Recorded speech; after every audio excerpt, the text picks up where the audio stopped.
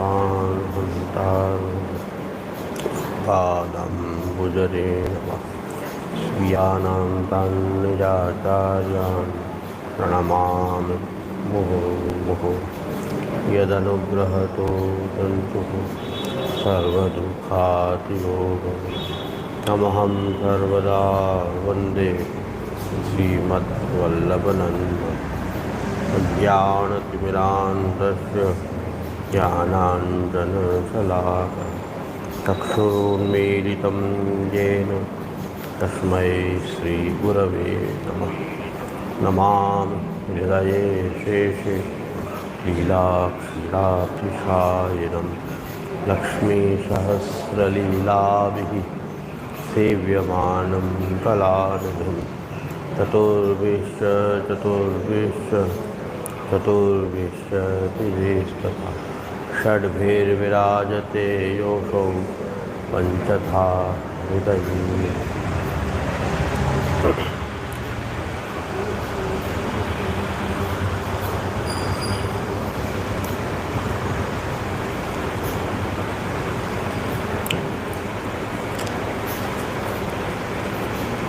यच्च दुःखं यशोदाया नन्दादीनां च गोकुले गोपिकानां तु यद्दुःखं तद्दुःखं स्यान् मम क्वचित्।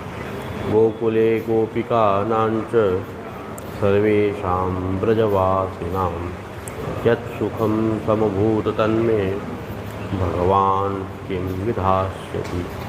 उद्धवागमने जात उत्सवः सुमान्यथा वृन्दावने गोकुले वा तथा मे मनसि क्वचित्। महतां कृपया यावत् भगवान् दययिष्यति तावदानन्दसन्दोहः कीर्त्यमानः सुखाय हि। महतां कृपया यद्वत् कीर्तनं सुखदं सदा न तथा लौकिकानां तु स्निग्धभोजनरुक्षवत्। गुणगाने सुखावाप्तिः गोविन्दस्य प्रजायते यथा तथा सुखादीनां नैवात्मने कुतोऽन्यतः। क्लिश्यमानान् जनान् दृष्ट्वा कृपायुक्तो यदा भवेत् तदा सर्वं सदानन्दं हृदिस्थं निर्गतं बहिः।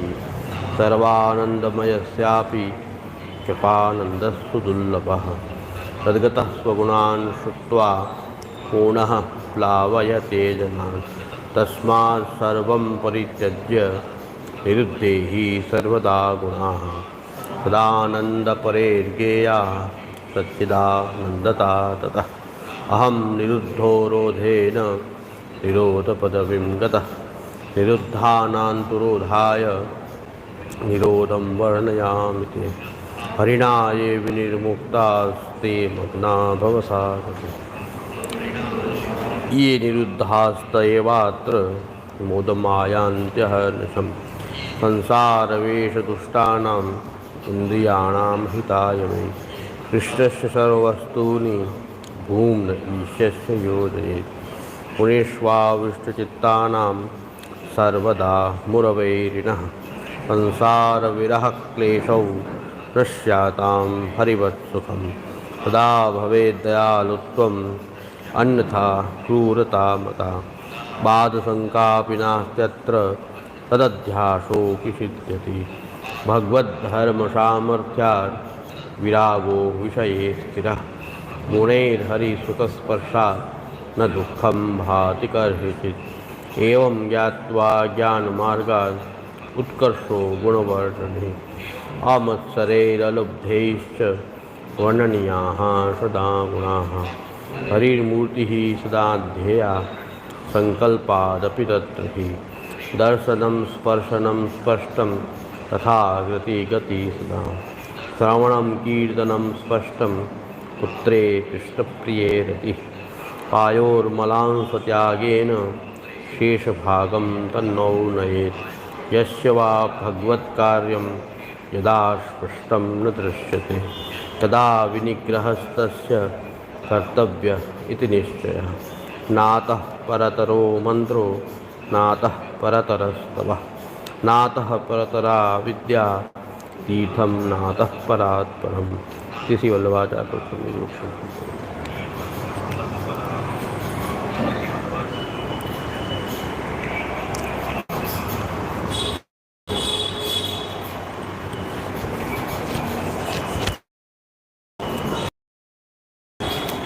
કાલના વિષય સંબંધી બહાર જે વૈષ્ણવ જે ઓનલાઈન પ્રવચન સાંભળે છે એમાંથી પ્રશ્નો આવેલા છે. એ પ્રશ્ન આપણે કાલના વિષય સંબંધી જે પ્રશ્ન છે એ પહેલાં લઈ લઈએ, પછી આગળ વિષય ચલાવીએ.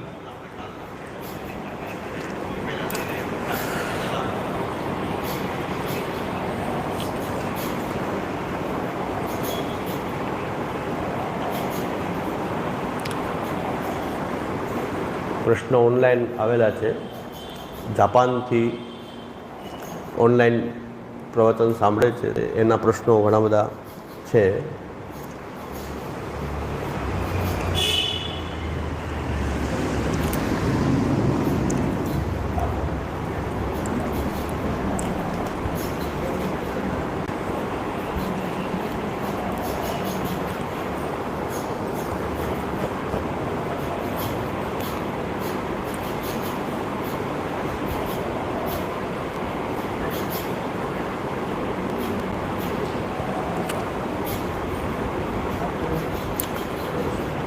आत्मानंद खुद को ब्रह्मात्मक मानना या में और खुद को ब्रह्म मानना, या दोनों में क्या डिफरेंस है?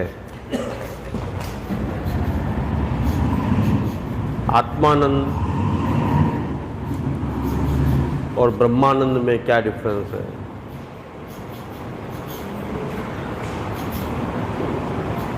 और या के कॉन्टेक्स्ट में ही गणितानंद को कैसे समझनो, ये कृपा करके बताइए.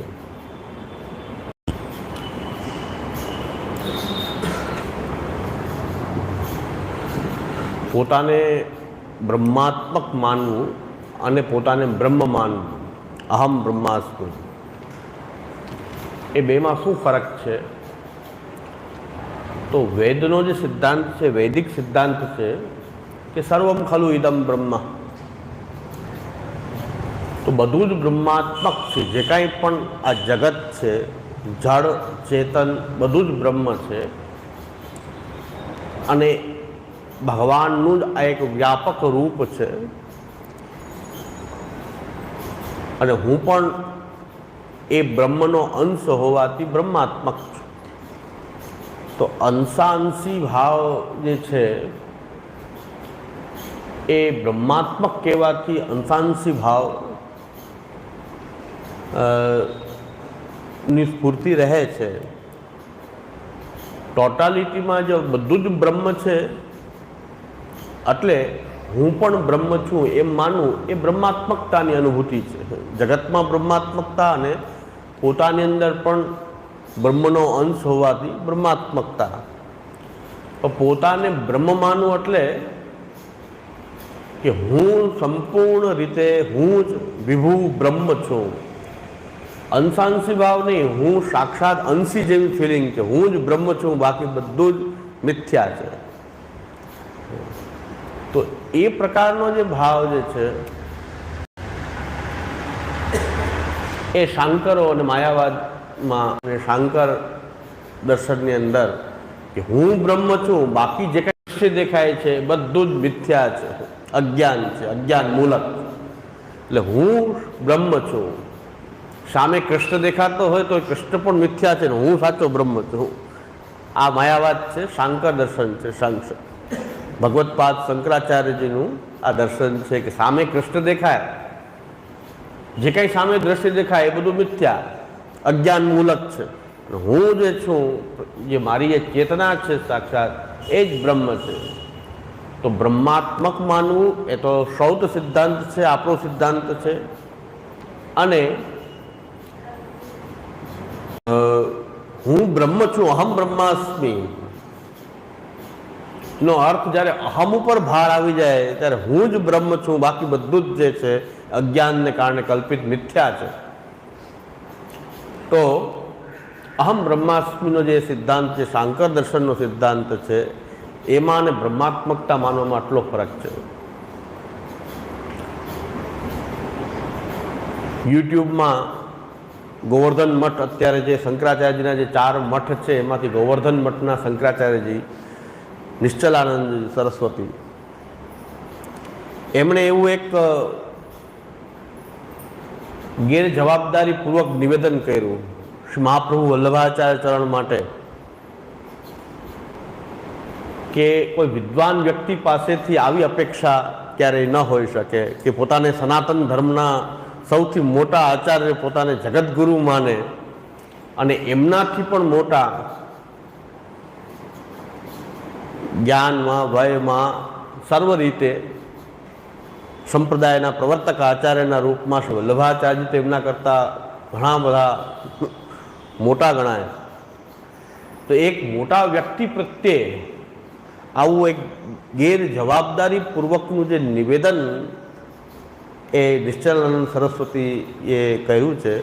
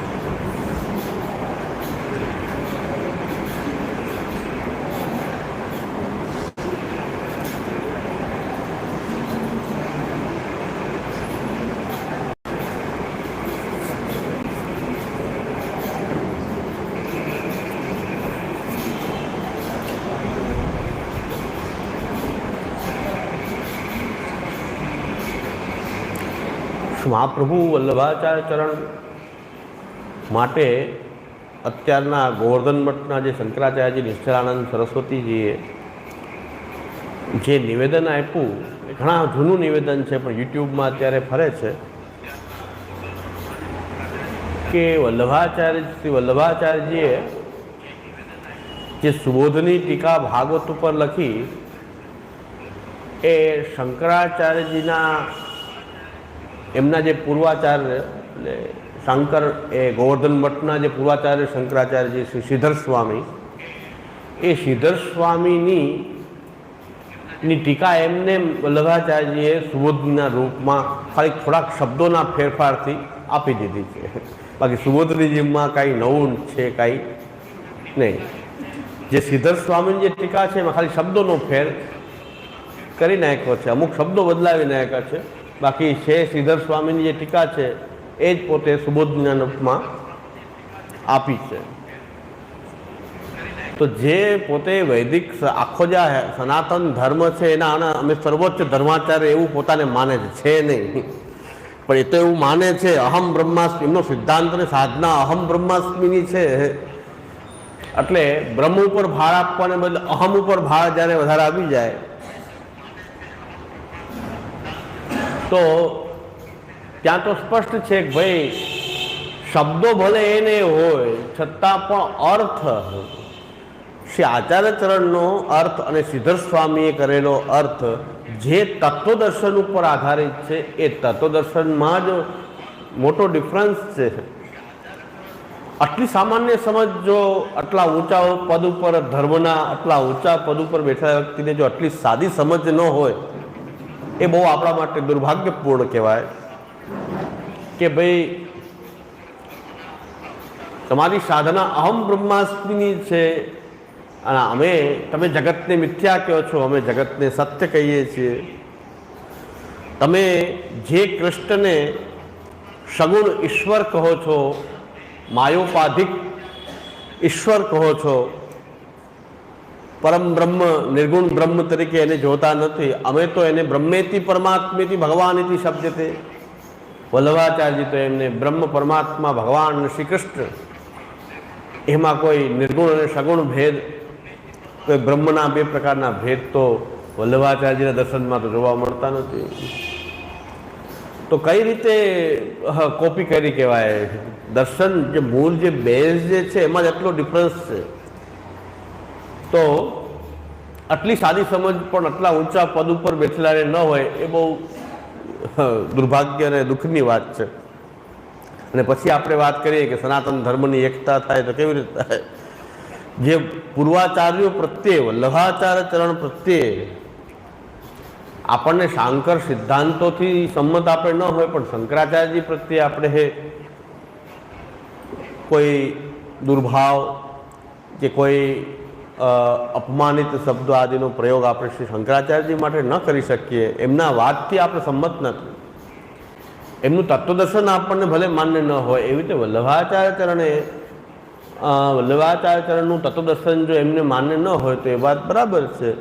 પણ આવું કહેવું કે સુબોધની એટલે કંઈ બીજું કંઈ નવું નથી, પણ અમારા શ્રીધર સ્વામીની જે ટીકા જે છે એમાં ખાલી શબ્દોનો ફેરબદલ છે, આવું કહેવું એ બહુ દુર્ભાગ્યપૂર્ણ છે. એટલે આ પ્રશ્ન કર્યો છે એના ઉપરથી કહું છે કે બ્રહ્માત્મક માનવું અને અહમ બ્રહ્માસ્મિ માનવું, એમાં અહમ ઉપર ભાર આવી જવાથી પોતાને બ્રહ્મ માનવું અને ભગવાન સામે ઠાડા છે તો એને મિથ્યા કહેવું, એ પ્રકારનું જે દર્શન છે એમાં એ બ્રહ્મ માનવાનો સિદ્ધાંત છે, આપણો બ્રહ્માત્મક માનવાનો સિદ્ધાંત છે. એટલે પ્રશ્ન કરતા જે પૂછ્યું આ ડિફરન્સ સમજાઈ જશે કે અહમ બ્રહ્માસ્મિમાં અહમ ઉપર ભાર આવ્યો છે, બ્રહ્મ ઉપર નહીં. આપણો ભાર બ્રહ્મ ઉપર છે, અહમ ઉપર નહીં પણ બ્રહ્મ ઉપર છે. કે બધું બ્રહ્મ છે એટલે હું પણ બ્રહ્મ છું, કારણ કે બ્રહ્મનો અંશ છું. બધું જ અંશાત્મક છે, બધા જ એ બ્રહ્મના અંશરૂપ હોવાથી બ્રહ્માત્મક છે. એટલે હું પણ બ્રહ્મ છું અંશાત્મક રીતે, બધું જ બીજા જીવો પણ અંશાત્મક છે તો એ પણ બ્રહ્મ રૂપે સત્ય છે. જગત જે જડ જે છે, જડ જગત છે એ પણ બ્રહ્માત્મક હોવાથી એ પણ સત્ય છે. સર્વમ ખલ્વિદમ બ્રહ્મા, જે વેદનું તાત્પર્ય છે, શ્રુતિઓનું તાત્પર્ય છે, એ શ્રી વલ્લભાચાર્ય ચરણના દર્શનમાં પ્રકટ થાય છે. તો સુબોધનીના અને શ્રીધર સ્વામીની જે ટીકા જે છે એમાં તો મોટો બધો અંતર જે છે એ દેખાય છે. હવે એમણે સુબોધની વાંચી છે કે નથી વાંચી, કે એમને જ હવામાં ગોળીબાર કરે છે, એ મોટો પ્રશ્નાર્થ છે. બીજો પ્રશ્ન, આત્માનંદ, બ્રહ્માનંદ અને સ્વરૂપાનંદ અને ગણિતાનંદ, આ બધું કેમ સમજવું એવો બીજો પ્રશ્ન પણ છે. હું જેટલું સમજ્યો છું એ પ્રમાણે આત્માનંદનો અર્થ છે કે આત્મા જે અંશાત્મક જે આત્મા છે એમાં આનંદાંશનું પ્રકટ થઈ જવું, ત્યારે જે સ્થિતિ છે એ આત્માનંદ કહેવાય છે. અને એક અંશાત્મક જે અણુ જીવ છે એમાં જે આનંદાંશ જે તિરોહિત થયેલો છે એ તિરોહિત થયેલો આનંદ પ્રકટ થાય, અને ત્યારે જે અનુભૂતિ થઈ રહી છે જીવાત્માને એ આત્માનંદની અનુભૂતિ છે. અને એ આત્મા જ્યારે અક્ષર બ્રહ્મ જે પ્રવાહનું વ્યાપક રૂપ છે એની અંદર વિલીન થઈ જાય ત્યારે જે અનુભૂતિ થાય અને ત્યારે જે આનંદની પ્રાપ્તિ થાય એ બ્રહ્માનંદ કહેવાય છે. અને ગણિતાનંદનું જે તાત્પર્ય છે, શ્રી મહાપ્રભુજી કહે છે કે અક્ષર બ્રહ્મ ગણિતાનંદ છે, પૂર્ણાનંદ હરિ છે.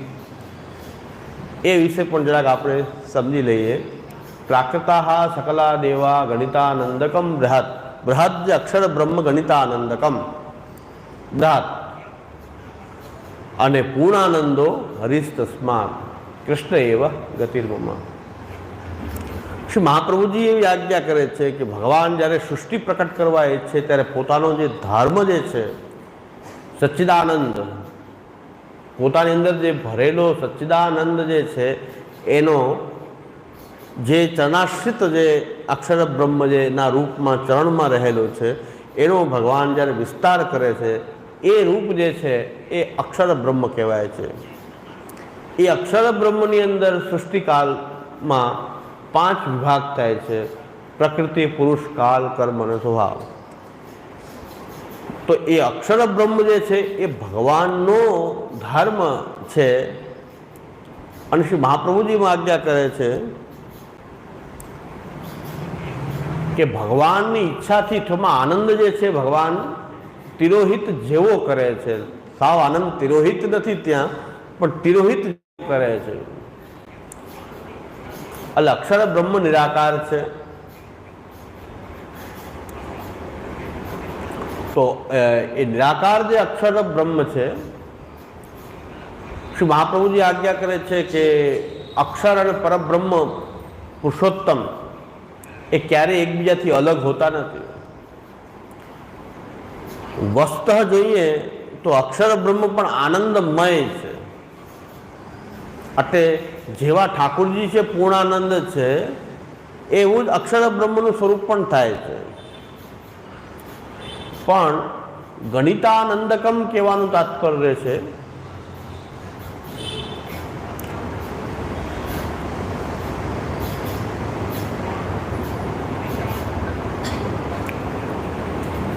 કે એ અક્ષર બ્રહ્મ જે છે એ અક્ષર બ્રહ્મને પણ વેદમાં નેતિ નેતિ કીધું કે એનું પૂરેપૂરું અક્ષર બ્રહ્મનું જ્ઞાન પણ પૂરેપૂરું વેદથી પણ થઈ શકતું નથી. અક્ષર બ્રહ્મનું મહાત્મ્ય પણ એવું જ છે.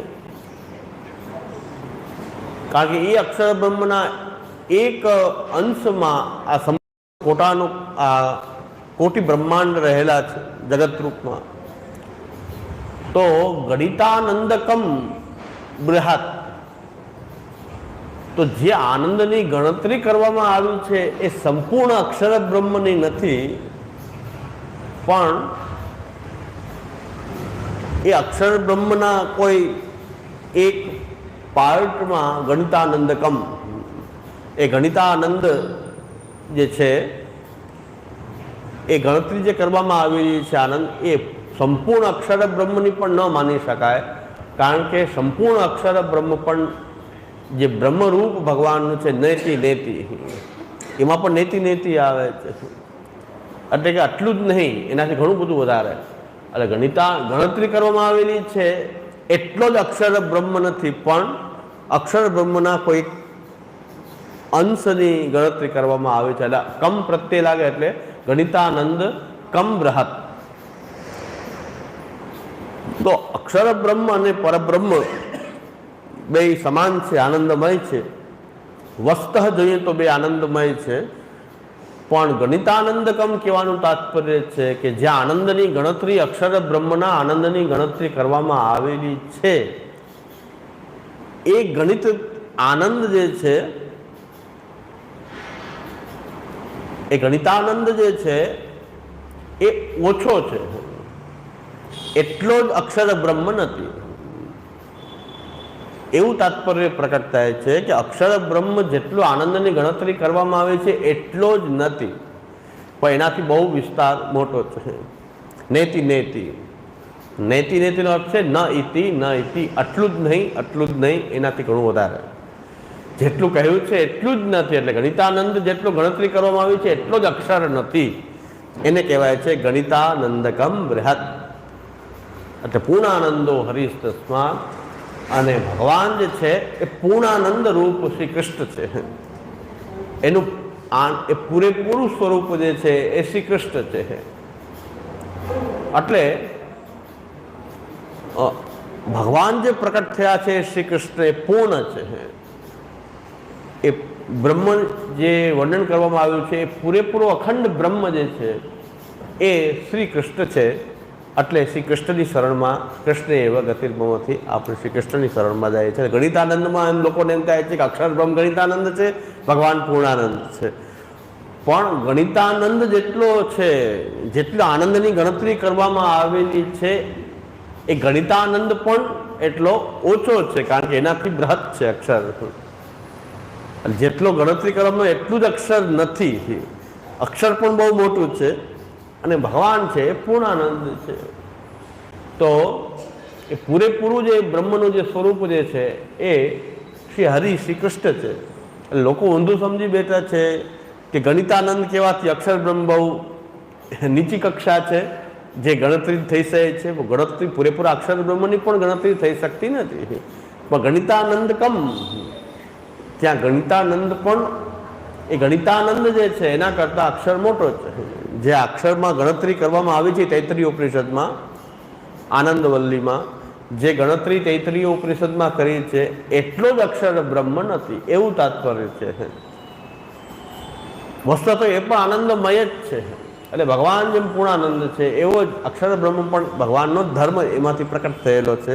પણ ભગવાનની ઈચ્છાથી એમાં આનંદને થોડો તિરોહિત જેવો કરીને ભગવાને નિરાકારતા પ્રકટ કરી છે.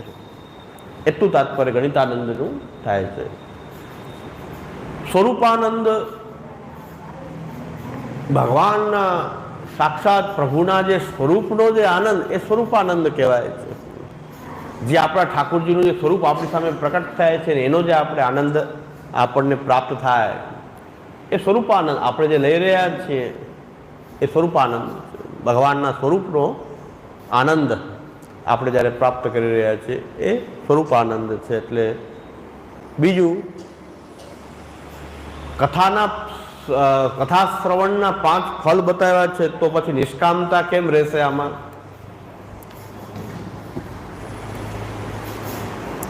નિષ્કામતાનો અર્થ એવો ન હોવો જોઈએ કે આપણી ભક્તિની કામના પણ નહીં.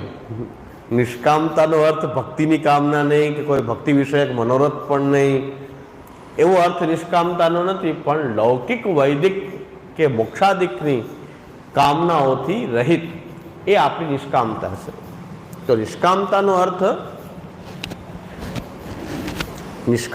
જે અર્થ જે છે કે ભગવાન વિષયક, ભક્તિ વિષયક પણ કોઈ કામના નહીં, તો પછી મનોરથ ક્યાં જશે?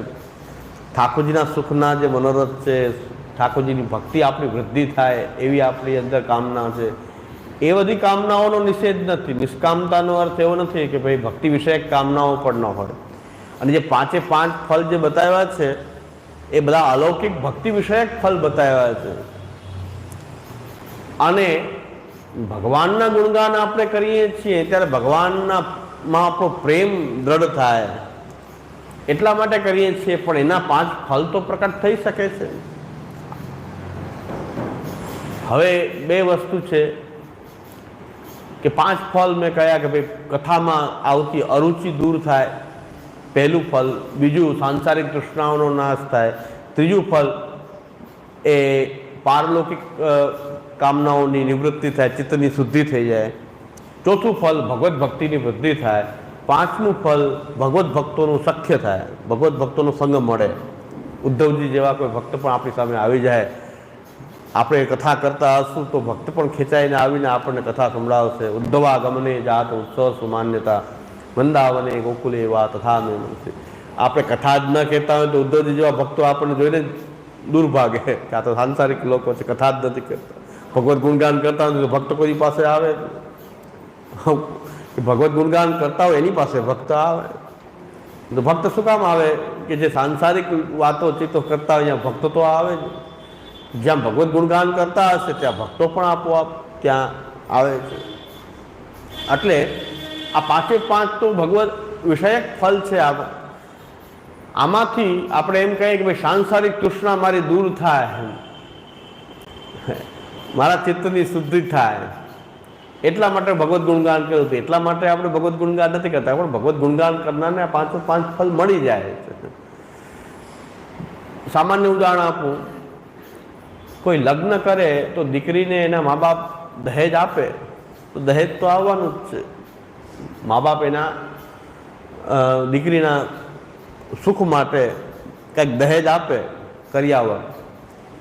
પણ કરિયાવર માટે કોઈ લગ્ન કરતું હોય તો બે વસ્તુમાં ફરક છે કે લગ્ન કરીને આવે તો કરિયાવર તો આવવાનું જ છે, પણ કરિયાવર માટે કોઈ લગ્ન કરતું હોય એ બેમાં ફરક છે. એમ ભગવદ્ ગુણગાન કરતા હોય ભગવાનના પ્રેમ માટે તો 5 ફળ પ્રકટ થઈ જાય, પણ આમાંથી કોઈ એક ફળ માટે આપણે ભગવદ્ ગુણગાન કહીએ તો એ ખોટું છે કે ભાઈ મારી સાંસારિક તૃષ્ણા મારી દૂર થાય એટલે હું ભગવદ્ ગુણગાન કરું. નહીં, તો ભગવદ્ ગુણગાન સાંસારિક તૃષ્ણા દૂર કરવા માટે નથી, પણ ભગવદ્ ભક્તિની વૃદ્ધિ કરવા માટે છે. પણ ભગવદ્ ભક્તિની જ્યારે વૃદ્ધિ થશે તો આ 5 ફળ તો આપોઆપ પ્રકટ થઈ જ જવાના છે.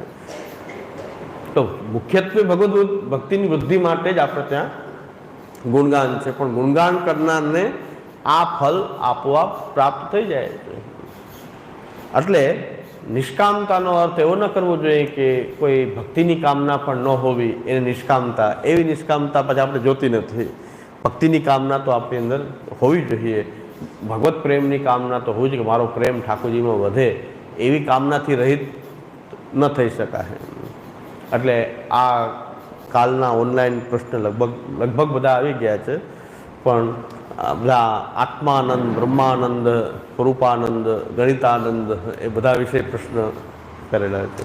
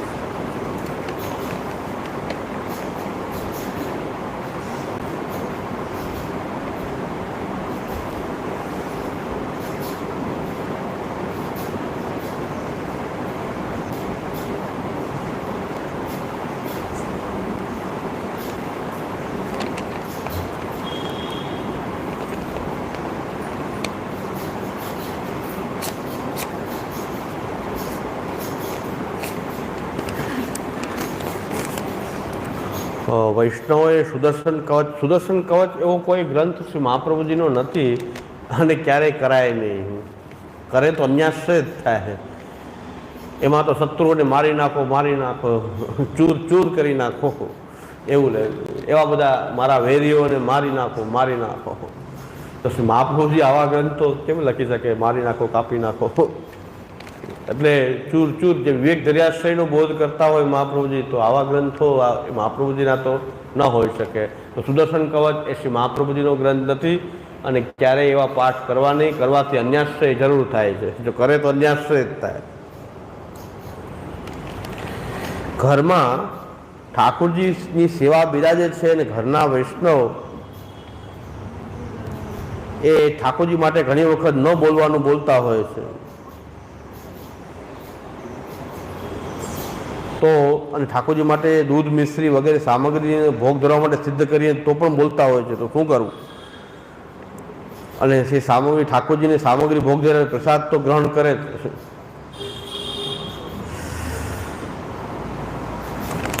બહુ વિકટ પ્રશ્ન છે કે ઘણા લોકો ઘરનું વાતાવરણ સેવાને અનુકૂળ ન હોય અને સેવા પધરાવી લે છે, ત્યારે આવી બધા પ્રશ્નો ઉપસ્થિત થાય છે.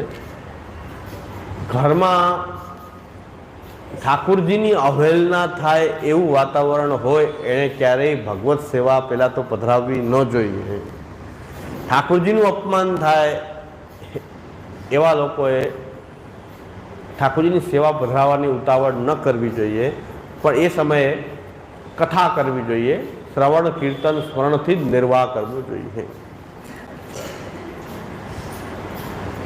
અને ઠાકોરજીની સેવા બને તો ગુપ્ત રીતે કરવી જોઈએ. જો આવું વાતાવરણ હોય તો બને એટલી ગોપ્યતાથી કરવી જોઈએ કે એવાની સામે કંઈક સેવાનો કોઈ પણ પ્રકારથી ખ્યાલ ન આવે એવી રીતે સેવા કરવી જોઈએ કે જેથી કરીને ઠાકોરજીની અવહેલના ક્યારેય ન થાય. અને દૂધ મિશ્રી વગેરે ધરવાનો જો પ્રકાર હોય તો એ પૂજનનો ક્રમ છે, તો 5-7 મિનિટમાં પૂજન થઈ શકે છે.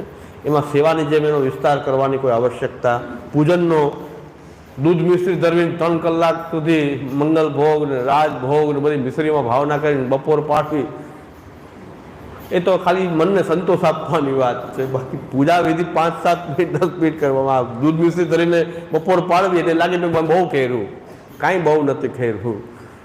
જે મહાપ્રભુજી કહ્યું જ નથી એવું તમે સાંજ સુધી કર્યા કરો, પણ શું થાય એનાથી ફાયદો? તું જ્યાં સુધી દૂધ મિશ્રી લઈને રહેતો નથી ત્યાં સુધી એને સેવા કહેવાય નહીં, નહીં, નહીં. જ્યાં સુધી સમર્પિત નથી ત્યાં સુધી ભગવત સેવાનું સ્વરૂપ જ બનતું નથી.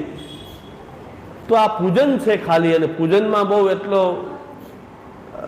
જે કરવામાં આવી રહ્યું છે એને પૂજનથી વધારે કાંઈ માની શકાય નહીં. એને સેવાનું સ્વરૂપ તો ક્યારેય પણ અંશખડી ધરતા હોય એને પણ નહીં, ને સખડી ધરતા હોય એને પણ સેવા ન કહેવાય જો સમર્પિત ન હોય તો.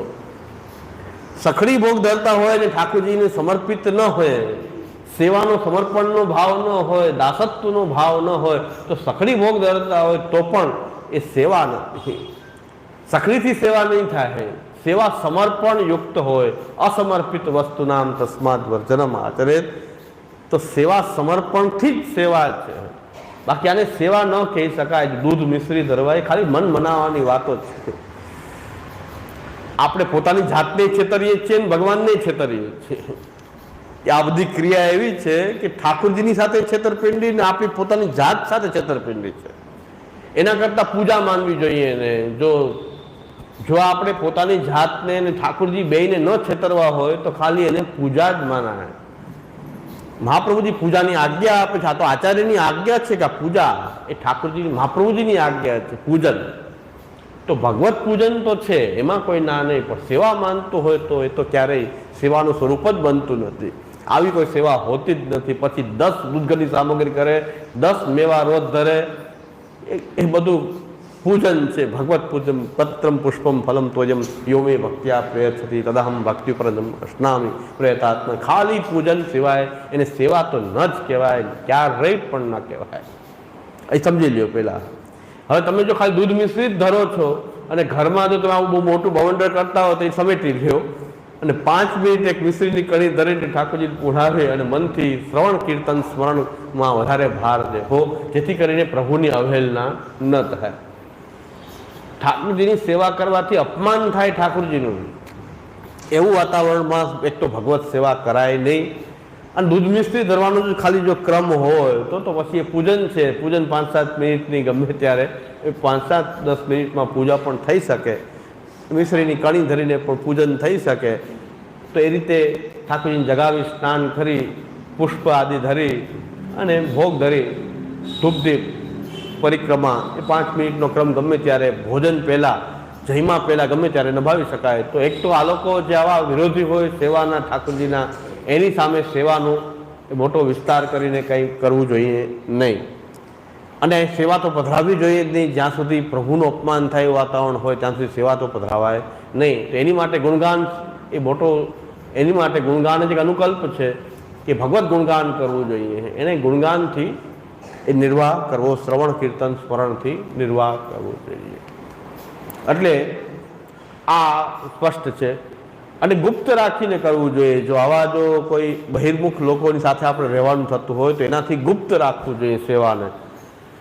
મેં તો એવું સાંભળ્યું છે, અને ગોપીનાથજી પણ આજ્ઞા કરે છે કે ગોપ્ય ભાવથી સેવા ગુપ્ત રાખીને કરી શકાય. કોઈ કબાટમાં કે કોઈ ટંકમાં કે પેટીમાં પણ ઠાકોરજીને છુપાવીને એ આવી નભાવી શકાય છે સેવા. તો ઠાકોરજીને કબાટની અંદર ક્યાંક છુપાવીને, કોઈ ટંક વગેરેમાં છુપાવીને એ ઠાકોરજીને જગાવીને જરાક મિશ્રી આદિ ધરી અને મનથી શ્રવણ કીર્તન સ્મરણ એના ઉપર વધારે ભાર દેવો જોઈએ. એટલે ઠાકોરજીનું અપમાન ન થાય એ પણ એક સેવા છે. પ્રભુને સુખ થાય પ્રભુને અપમાનિત ન થવું પડે એ પણ સેવા છે. ઘણીવાર સેવા ન કરવી પણ સેવા છે. અપમાનિત થાય એવી જગ્યાએ સેવા કરે એના કરતાં ન કરવામાં પણ સેવા જ છે. પણ શ્રવણ કીર્તન સ્મરણ ઉપર ભાર દઈ અને પોતાની ભક્તિને એ નિરોધાવસ્થા સુધી કે માનસીસા પરાવતા સુધી ગુણગાનથી પણ પહોંચી શકાય છે એવો અનુકલ્પ શ્રી મહાપ્રભુજી આપે છે. હવે આમાં એમ લખ્યું છે કે એક તો મને સેવાનું જ્ઞાન ન હતું અને હું મારી રીતે સેવા કરતી હતી. મને એક વૈષ્ણવનો સંગ થયો અને તેમણે મને ઠાકોરજીના મનોરથો, ઠાકોરજીને કેવી રીતે આપણાથી બને તેટલું કરવું એવું ઘણું સમજાવ્યું. ઠાકોરજીના મનોરથો તમે એક તો ઘરમાં વાતાવરણ હોય ને મનોરથનું બહુ કરો મોટું તો પછી વધારે તો આમાં તો વધારે ક્લેશ ઉત્પન્ન થવાની વાત છે. ઠાકોરજીને બે ગાળ વધારે પડશે. આમાં આવા વાતાવરણનો મનોરથ કરો તો બે ગાળ વધારે પડે. તો જેમ પ્રભુનું અપમાન ન થાય એવો પ્રયત્ન કરવો જોઈએ. એમાં મનોરથો આદિ કરવાની આવશ્યકતા નથી, સૂક્ષ્મ કરવાની આવશ્યકતા છે. તો મેં એવું સાંભળેલું છે કે એક રજપૂત પરિવારની અંદર એક વૈષ્ણવની છોકરી જે છે, એ રજપૂતોમાં વૈષ્ણવ ઓછા હોય ને એમાં કોઈ રાજાની દીકરી જે છે, લગભગ ભુજના રાજા કેમ, એની દીકરી ઠાકોરજી વિના રહી શકે નહીં એટલે ઠાકોરજી પધરાવીને એ ગયા છે અને અનાજની પેટીમાં ઠાકોરજીને છુપાવીને સેવા કરતા. ભગવત સેવાનો પ્રકાર એમનો હતો અને અનાજની એ કોઠી હોય એમાં ઠાકોરજીને છુપાવીને વર્ષો સુધી રાખ્યા.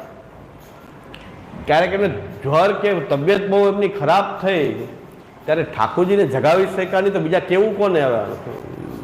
એક અનાજની કોઠીમાં છુપાવીને ઠાકોરજીની સેવા સ્વરૂપને રાખ્યા, કોને કેવું? તો એને ખૂબ જ્વરવાળી અને તાવ વગેરે પરિસ્થિતિ એવી ઉત્પન્ન થઈ ઠાકોરજીની સેવા ન કરી શક્યા. ત્યારે ખૂબ મનમાં તાપ થયો. ત્યારે ઠાકોરજી એમના સસરા પક્ષને કીધું કે હું એ કોઠીમાં છું અને મારી સેવા કરો તમે બધા. ત્યારે આખો પરિવાર પછી ભગવત સેવા કરવા લાગ્યો. પણ કેટલા વર્ષો સુધી એવી સાધના કરી કે ઠાકોરજી ખબર જ ન પડે.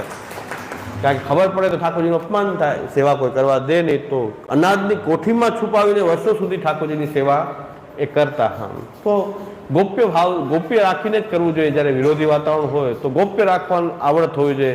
એમાં તો મનોરથનું લખ્યું છે કે કોઈ વૈષ્ણવને મનોરથ કરતા શીખવાડ્યું. એ વૈષ્ણવે પણ ત્યાં કેટલો બોધ કરાય ધ્યાન રાખવું જોઈએ કે મનોરથ કરવાથી તો ઠાકોરજીને કેવી રીતે આપણાથી બને તેટલું કરવું, બને તેટલું કરવું એ સાચી વાત છે. પણ આ કાળજી પણ રાખવી પડશે કે આપણા ઠાકોરજીને કોઈ અપમાનિત ન થવું પડે.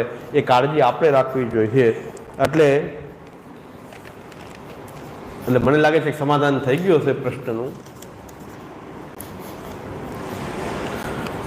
ક્યારેક કોઈ વસ્તુનો વિસ્તાર કરવામાં આનંદ હોય, ક્યારેક એને બહુ ટૂંકું કરવામાં આનંદ હોય છે. હજી એક કહી દઉં, સેવામાં પ્રશ્ન છે બધાને કે સેવાનો પ્રકાર વધાર્યો પછી હવે ટૂંકું કેમ કરવું? અરે ભાઈ, સેવા જ સાવ છૂટી જવાની હોય તો પછી ટૂંકું કરીને પણ ભગવત સેવા નિભાવવી જરૂરી છે ને. સેવાનો વિસ્તાર થઈ ગયો. આપણું શરીર સારું હતું, સશક્ત હતા, ત્યારે સેવાનો વિસ્તાર કર્યો. હવે આપણાથી એ શરીરથી બને એમ નથી અને ખૂબ કષ્ટ થાય છે તો હવે થોડુંક ટૂંકાવવું પણ પડે ને. થોડું બે આવડવું જોઈએ. વિસ્તાર કરવો એ સારી વાત, એનું પાછું જે લીલા આપણે વિસ્તારી છે એને સમેટતા આવડવું જોઈએ કે ભાઈ જે પરિસ્થિતિ છે એ પ્રમાણે આપણી સારી પરિસ્થિતિ ત્યારે ટૂંકા પ્રમાણમાં કરવું એ સિદ્ધાંત, એ પણ સિદ્ધાંત નથી. શરીર સારું છે, બધું થયું આપણાથી તો વિસ્તારથી કર્યું, આનંદ લીધો સેવાનો. હવે આપણાથી નથી થઈ શકતું તો થોડો સંકોચ પણ કરવો પડશે, સેવાના પ્રકારને ટૂંકાવવો પણ પડશે. તો કેમ સેવા નભે એ બહુ મહત્વનું છે. કઈ રીતે સેવાનો નિર્વાહ થઈ શકે એ મહત્વનું છે. અને સેવાના પ્રકારને સંકોચ કરવામાં અથવા કે સેવાના પ્રકારને ટૂંકાવવામાં પણ ક્યારેક ભગવાનનું સુખ હોય છે. તમે દુઃખી થતા હો તો ઠાકોરજી સેવાથી ઠાકોરજી એમ થાય કે મારી કારણે એટલા બધા કેમ દુઃખી થાય છે, આ બધા હાથ પગ ખેંચાય છે, રાડા રાડ કરે છે, તોય હવે આટલો ક્રમ કરશું જ. તો ઠાકોરજીને દુઃખ થાય છે કે મારા સેવકો આટલા બધા મારા કારણે શું કામ દુઃખી થાય છે. તો આનંદપૂર્વક થોડું કરશું તો પ્રભુને એમાં સુખ થશે, પ્રભુ આનંદ થશે કે થોડું કરવાથી પણ કદાચ દુઃખી નહીં થાય. આપણે દુઃખી થશું તો પ્રભુ તો ક્યારેય એ દુઃખ સહન કરી શકતા આપણું દુઃખ જોઈને ઠાકોરજી એમ થાય કે હું આના ઘરમાં આવ્યો એટલે આ દુઃખી છે, આનંદ હોવો જોઈએ બધા આપણે દુઃખી થાય છે. તો એ પ્રકારે આપણે સેવાનો પ્રકારનો કેવી રીતે રાખવો એ આપણે નક્કી કરવું જોઈએ. દેશ કાલ વિભૂતિ નામ અનુસાર એનું સેવનમ. શ્રી ગોપીનાથજી પણ આજ્ઞા આપે છે, દેશ કાલ અને તમારી સંપત્તિ. પેલા સંપત્તિ ખૂબ હોય ત્યારે ખૂબ ઠાકોરજીના વિશેષ મનોરથ કરતા, આર્થિક પરિસ્થિતિ પણ એક સરખી ન હોય ત્યારે પરિસ્થિતિ પણ નબળી આવે, તો એ પ્રમાણે ઠાકોરજી બધી પરિસ્થિતિમાં બિરાજી શકે, બધી પરિસ્થિતિઓમાં ઠાકોરજી એ બિરાજી શકે છે. આજનો વિશેષ સેવાનો છે. આજના જે શ્લોકો છે બધા સેવાના જ શ્લોક છે. એટલે આજે સેવાનો જ આપણે સેવા ગુણગાનનું કાલે આપણે જોયું પ્રકાર. આજે સેવાના જ શ્લોકો છે કે એમાં સેવાનું જ વર્ણન છે, ભગવત સેવાનો પ્રકારનું જ વર્ણન છે. એટલે આપણે સેવાનો જ સ્વરૂપને જ સમજીને સેવા કરીએ.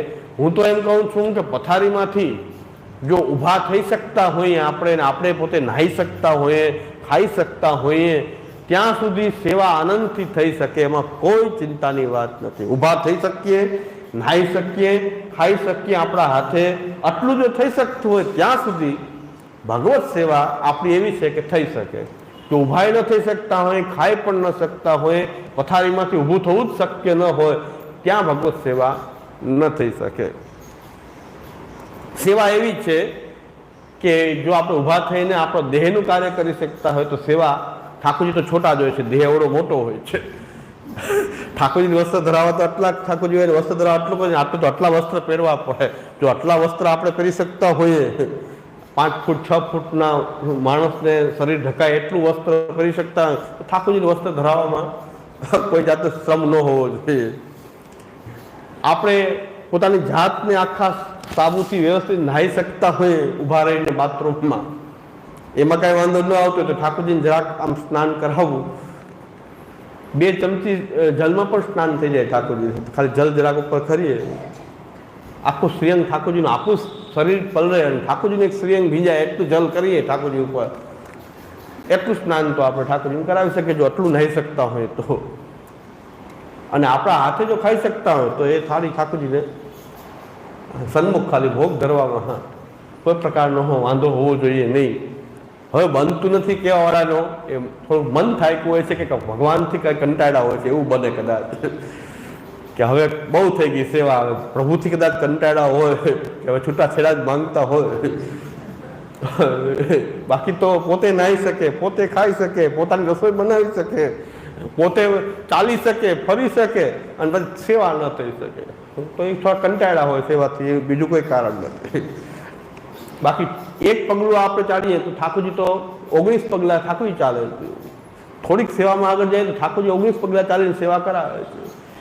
મેં એવા વૈષ્ણવ જોયા કે કોરોનાની અંદર, ચાલુ કોરોનામાં પણ એમણે ઠાકોરજીની સેવા ન છોડી અને સેવા કરતા કરતા જ પહોંચ્યા ત્યાં સુધી ભગવત સેવા કરે. આ કોરોના કાળમાં એવા કિસ્સા જોયા કે ઓક્સિજન લેવું પડે છે છતાં સેવા ચાલુ રાખી, ઠાકોરજીની સેવા કરતા જ રહ્યા. કારણ કે કોરોના વાળાને તો ઠાકોરજી વૈષ્ણવને તો એવો ભયભીત થઈ ગયા હતા, બધાને એટલું જીવી લેવું હતું કોરોનામાં કે અમે મરીએ નહીં. બધાને એવું ઠાકોરજી પધરાવવા કોઈ તૈયાર નહોતું. કોરોના જેના ઘરમાં હોય એવા કેટલાના ફોન મને આવ્યા કે અમારા ઠાકોરજી પધરાવવા વૈષ્ણવ ના પાડે છે કે એમાં કોરોના આવી જાય તો વાયરસ. ઠાકોરજી કે આમાં તમારા ન પધરાવીએ. અરે તો બધાને જીવી જ લેવું, તમને કોરોના એમ નહીં આવે. અરે કોરોનાનો વાયરસ આવવો હશે તો ઘરમાં બંધ હતા ને એ બધા કોરોનાના શિકાર થઈ ગયા, બહાર જ નહોતા નીકળ્યા ક્યારેય. અને શાકપાન આવે તો એને સાબુના પાણીથી ધોવે, ગરમ પાણીથી ધોવે તોય બધાને કોરોના થઈ ગયું. ઠાકોરજીને ઝાંપીજી કરવામાં કોરોના લાગી જશે તો ઠાકોરજી પધરાવવા તૈયાર નહોતા વૈષ્ણવ એકબીજાને. હવે એ સમયમાં કરવું શું? જે બને એ પ્રમાણે ઠાકોરજીને ઘણા વૈષ્ણવને તો એડમિટ કરવા પડ્યા તો એના ઠાકોરજી ઘરમાં એમને બિરાજતા રહ્યા, સેવા જ ન થઈ, કોઈ જવા જ તૈયાર નથી એના ઘરમાં. જે કાયમી જે વૈષ્ણવ સંપર્ક હતો એને કીધું કે તમે ઠાકોરજી પધરાવી જાઓ ગમે એમ કરીને, તમારા ઘરમાં જ અમે ન આવી. તો મેં તો છૂટ રાખી હતી. મેં કીધું ભાઈ કોરોના આવે ભલે આવે પણ તમે ઠાકોરજી પધરાવો, ઠાકોરજી પધરાવી જાશું, ત્યાં આવીને પધરાવી જાશું હું, કે ભલે કોરોના આવવું હોય તો આવે, એમાં કોઈ ચિંતાની વાત. એકવાર મરવાનું તો નિશ્ચિત છે, કોરોનાથી મરશું કે ગમે એનાથી મરવું નિશ્ચિત છે, પણ આપણે આપણા ઠાકોરજીને પણ આવા ભૌતિક દ્રષ્ટિથી જોઈએ છીએ કે ત્યારે આપણે ઠાકોરજીને પધરાવવા પણ કોઈ તૈયાર નહોતું, એવી પરિસ્થિતિ હતી. એમાં ઘણા વૈષ્ણવ સેવા કરતા કરતા પહોંચ્યા પણ છે, પહોંચી પણ ગયા છે સેવા કરતા કરતા. ઠાકોરજી સેવા ત્યાં સુધી એમને છોડી નહીં. તો ઠાકોરજી પ્રત્યે આવા સ્નેહવાળા વૈષ્ણવ આ સમયમાં પણ છે. હવે કોણ કહે છે 84-252 એ કંઈ એ વખતે થઈ ગયા?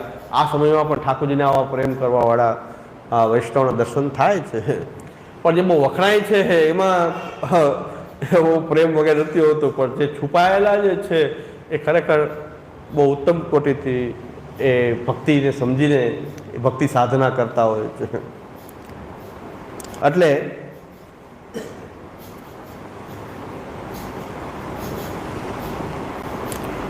આપણે ઘરની અંદર વાતાવરણ એવું ઉત્પન્ન કરવું જોઈએ કે દરેક પરિવારના સભ્યો બધા જ સેવામાં આવે, બધા જ સેવામાં નહાય, બધાથી બને એટલી સેવા બધા જ કરે, તો સેવાનો નિર્વાહ બહુ સુંદર રીતે થઈ શકે. આદર્શ સેવાની સ્થિતિ એ છે કે આ પાકી મર્યાદે તો શું કરી નાખ્યું છે કે ખબર નથી પડી.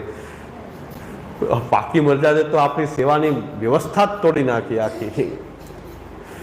પાકી મર્યાદાનો અર્થ એવો નહોતો કે બધાને તમે બહાર કાઢી મૂકો સેવાથી અને તમે ખાલી એક પોતે જ સેવા કરો. એવો આ પાકી મર્યાદાનો અર્થ તો હતો નહીં. પાકી મર્યાદાનો અર્થ હતો કે મહાપ્રભુજીની મર્યાદાનું પાલન કરી અને ઠાકોરની સેવા કરવી. આચાર મર્યાદાને બાકી મર્યાદા ના કહેવાય કે મર્યાદીઓના ઘરમાં એના પરિવારના સભ્યો ઠાકોરજીની સેવા પણ કરતા નથી, ચરણસ્પર્શ કરતા નથી. એના કરતાં જે લોકોની અપ્રોચમેન્ટ ઓછી છે, ભોગ ધરીને લે છે, આખા પરિવાર ઠાકોરજીની સેવા કરે છે, એ આદર્શ વાતાવરણ છે. આ પાકી મર્યાદા આદર્શ વાતાવરણ નથી. જેના ઘરમાં સેવામાં નહાતા જ નથી પરિવારના સભ્યો, અને જે વૈષ્ણવના ઘરમાં પાકી મર્યાદ નથી પણ ઠાકોરજીની સેવા બધા સમર્પિત થઈને કરે છે, જેને મર્યાદી લોકો કહે છે ભોગ દરિયા. ભોગ દરિયામાં હોય શું? અરે એમાં જ બધું તત્વ છે. ભોગ દરિયામાં હોય શું? હોય શું એટલે સમર્પણ છે, જ્યાં ભક્તિ છે ત્યાં સમર્પણ છે. પરિવાર સહિત સેવા કરે છે. તમારા પરિવાર સેવા કરવામાં આવતા પણ નથી, ચરણસ્પર્શ નથી કરતા ઠાકોરજીના. તમારા પરિવારના સભ્યો ઠાકોરજીના ચરણસ્પર્શ પણ કરતા નથી. તમે એવી ટેવ પણ પાડી નથી કે તમારા છોકરાઓ સવારે ઉઠી નહાય, ઠાકોરજીના ચરણસ્પર્શ કરે, જારીજી ભરે, ભોગ ધરે, એવી ટેવ પણ પાડી નથી. તો શું તમે પુષ્ટિ માર્ગમાં શું તમે જંગ જીતી ગયા છો? અને અમે ઊંચા કઈ પ્રકારથી ઊંચા છો એ તો બતાવો. કઈ પ્રકારથી તમે ઊંચા છો? એટલે 2-3 પ્રશ્ન એ પણ છે. બધા જ પરિવારના સભ્યો ઠાકોરજીની સેવામાં આવે, એનાથી જે બને એ સેવા બધા જ કરે. બધાને એમ લાગવું જોઈએ કે ઠાકોરજી અમારા છે, આપણા છે. જેનાથી જે બને એ બધા જ સેવા ટહેલ કરે, એ આદર્શ વાતાવરણ છે. પછી મોટા થઈ જાય છોકરાઓ, પછી તમે કહો કે હવે બધા સેવામાં આવો, ક્યાંથી આવે? નાનપણથી તમે કોઈ એવો ટેવ પાડી નહીં, એવા સંસ્કાર આપ્યા નહીં, એમને આવવા દીધા નહીં. હવે મોટા થઈ જાય પછી સ્વચ્છંદ થઈ જાય, પછી કહો કે હવે છોકરાઓ સેવા કરતા નથી, તો ત્યારે હવે કઠિન છે.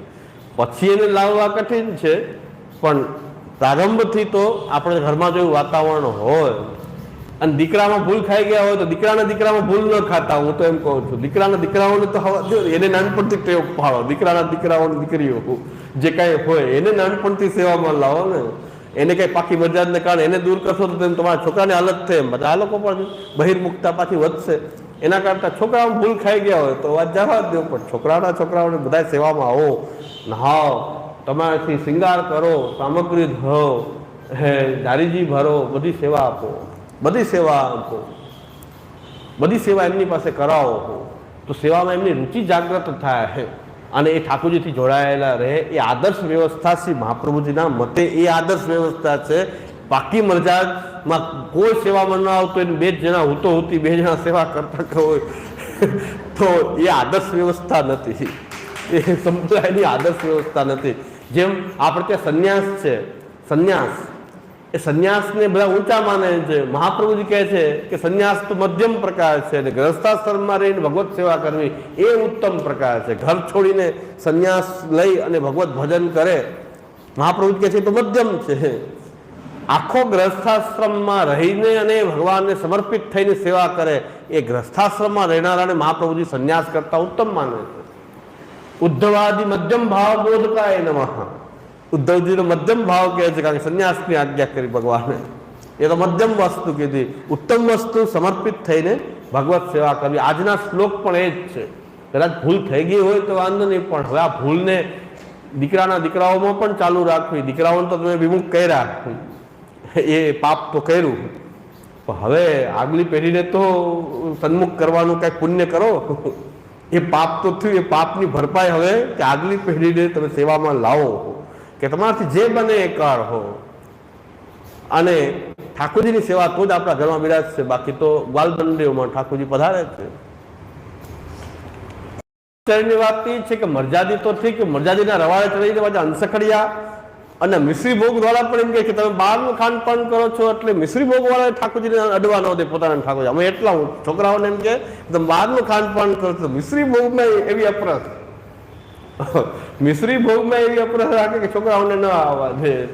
પછી એના ઠાકોરજી ગ્વાલબંડી પધારે તો મિશ્રી ધરનાર છોકરો ખાલી મિશ્રી ધરે નહીં, એવી વ્યવસ્થા નહીં કે છોકરા પાછળથી ખાલી મિશ્રી ધરી દે ઠાકોરજીને. કોઈ સંસ્કાર મિશ્રી ભોગ વાળા પણ પોતાના છોકરાઓને એવા સંસ્કાર ના આપે કે મિશ્રીની કણી પણ ધરે ઠાકોરજી છે. એ ગ્વાલબંડી પધરાયા. એટલે આ ગ્વાલબંડીમાં ન પધારે અને આખી જિંદગી આપણા ઠાકોરજી અને આપણા પછી પણ આપણા આ ઘરનો સ્વામી છે એ ઘરની બહાર ન જાય, અનંત ન જઈએ પીએ રહીએ મેરે હી મહેલ, તો એ ભગવાનને પોતાના મહેલમાં જ બિરાજ છે એવું વાતાવરણ આપણે ઉત્પન્ન કરવાનો પ્રયત્ન કરવો જોઈએ. બાકી છેલ્લે ભગવાનની ઈચ્છાની વાત છે, પ્રભુની ઈચ્છા તો પછીની વાત છે. આપણો પ્રયત્ન એ દિશામાં હોવો જ જોઈએ. આજના શ્લોકો સેવા વિષયક જ છે એટલે એ સ્પષ્ટતા પણ. અને બીજી એક વાત કરી દઉં કે ક્યાં સુધી ભગવત સેવા કરવી, કે સખડી હવે ધરી શકાય, મેં કે એવું બને જ નહીં સખડી ન ધરી શકાય. તો કહે છે કે શરીર હાવ અશક્ત થઈ ગયું, મેં કે તમને કંઈક ખાવાનું મળશે ને, કદાચ તમે રસોઈ નહીં બનાવી શકો પણ તમને કંઈક મળશે એને પણ તમે ઠાકોરજીને ધરીને લો.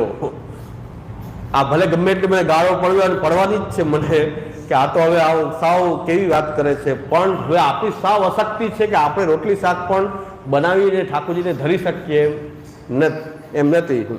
કાલે જ એક માજીએ મને પ્રશ્ન કર્યો કે હવે રોટલી વણાતી નથી, મેં તો ખીચડી કરવી, દાળ ભાત કરવું, ખીચડી કરવું અને એનાથી દેહનું પોષણ થઈ શકે એ ઠાકોરજીનું ભોગ ધરીને. રોટલી જરૂરી નથી. તો મને કે રોટલી જાઉં છું વણાય જાઉં તો કે કરું છું, પણ હવે રોટલી નહીં થાય તો ન થાય તો ખીચડી ભોગ ધરી દે. ખીચડી તો થઈ શકે અને ખીચડીથી પેટ ભરાઈ જાય અને અશક્તિ ન આવે, કાંઈ ન થાય, બધું થઈ જાય. એટલે પછી તો ઠાકોરજીને આપણે સમર્પિત થઈને રહીએ બસ. રોટલી ન થાય તો શું સેવા પધરાવી દેવી? નહીં, તો પણ સેવા ન પધરાવે. ક્યારે એવી મનમાં ઈચ્છા જ ન કરવી જોઈએ કે ઠાકોરજીને પધરાવી દઉં, સેવા ન કરું, એવી ક્યારેય મનમાં થવું જ ન જોઈએ કે હું સેવા ન કરું.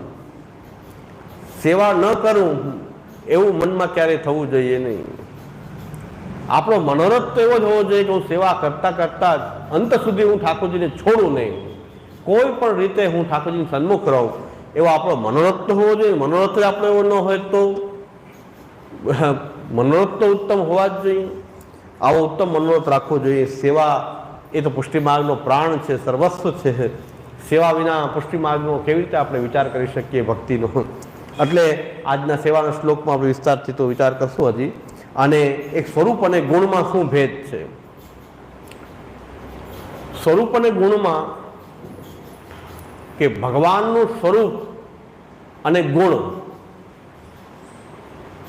આમ તો કોઈ ભેદ નથી, બે સમાન જ છે. પણ છતાં ગુણ જે છે એ સચ્ચિદાનંદ ભગવાનના જે ધર્મો છે, ગુણ છે ભગવાનના બધા, એ પણ હકીકતમાં ભગવાનની અંદર પણ સચ્ચિદાનંદ ભરેલો છે, ગુણોમાં પણ એ સચ્ચિદાનંદ જ ભરેલો છે. પણ ગુણ અને સ્વરૂપમાં ભેદ એટલો જ છે, ન કહેવા બરાબર ભેદ છે કે ભગવાન ગુણ રૂપે જ્યારે હૃદયમાં ગુણગાનને કારણે ભગવાન પોતાના સર્વાત્મ ભાવ ના રૂપમાં જ્યારે ભક્તની અંદર પ્રાકટ્ય લે છે, ત્યારે ભગવાનના સ્વરૂપના દર્શનની એ તીવ્ર કામના અને એનો વિરહનો અનુભવ થવા માંડે છે. ગુણ જે છે ભગવાનના સ્વરૂપનો એ વિરહ એ પ્રકટ કરે છે. તો જે ભગવાનનું જે સ્વરૂપ જે છે, ગુણ જે છે, જે સ્વરૂપમાં ગુણ સ્વરૂપની અંદર બિરાજે છે ને,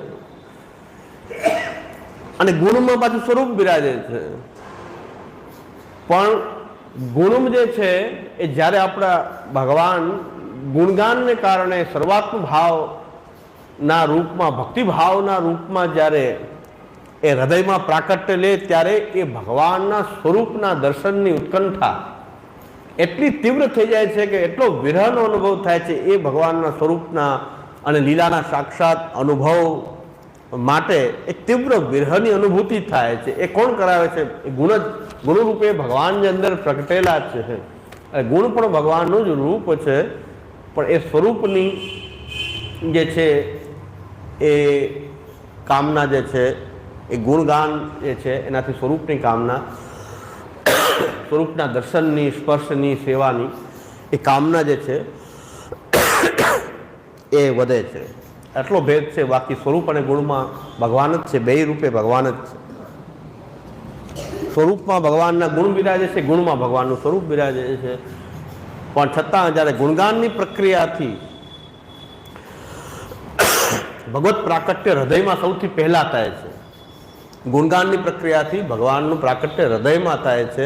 એટલે ભગવાનના બાહ્ય જે સ્વરૂપ જે છે એના દર્શનની અને એની સેવાની, એ લીલા દર્શનની એ તીવ્ર એ વિરહનો અનુભવ થાય છે. અને ગુણગાનની પ્રક્રિયાથી સ્વરૂપનો વિરહનો અનુભવ થાય છે. એટલે ગુણગાનને ફલ સાધક કહેવામાં આવ્યું છે. ફલ એટલે સાક્ષાત ભગવાનનું સ્વરૂપ, અને ગુણગાન જે છે, કથા જે છે, ફલ સાધક છે. ભગવાનને મેળવવા માટે ગુણ પણ સાધક છે, પણ પોતે ફલ નથી.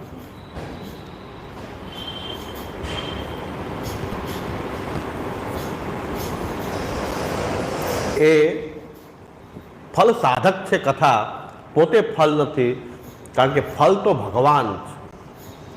તો ગુણગાન જે છે, ગુણગાન જે છે એના દ્વારા ભગવાનના ગુણરૂપથી પ્રાગટ્ય, એટલે કે સર્વાત્મ ભાવ, એ સચ્ચિદાનંદ, પણ એ સાકારતા જે છે, ભગવાનની જે સાકારતા જે છે એનો અનુભવ જ્યાં સુધી ન થાય ત્યાં સુધી સંતુષ્ટિ ભક્તને થતી નથી. પણ એના કારણે વિરહની અનુભૂતિ થાય છે, અને વિરહને કારણે એ સાક્ષાત વિરહ, ગુણગાન જે છે ભગવાનના વિરહમાં એ દેહાદિને ટકાવે પણ છે, અને એ વિરહ ભગવાનના સ્વરૂપ માટે થાય છે.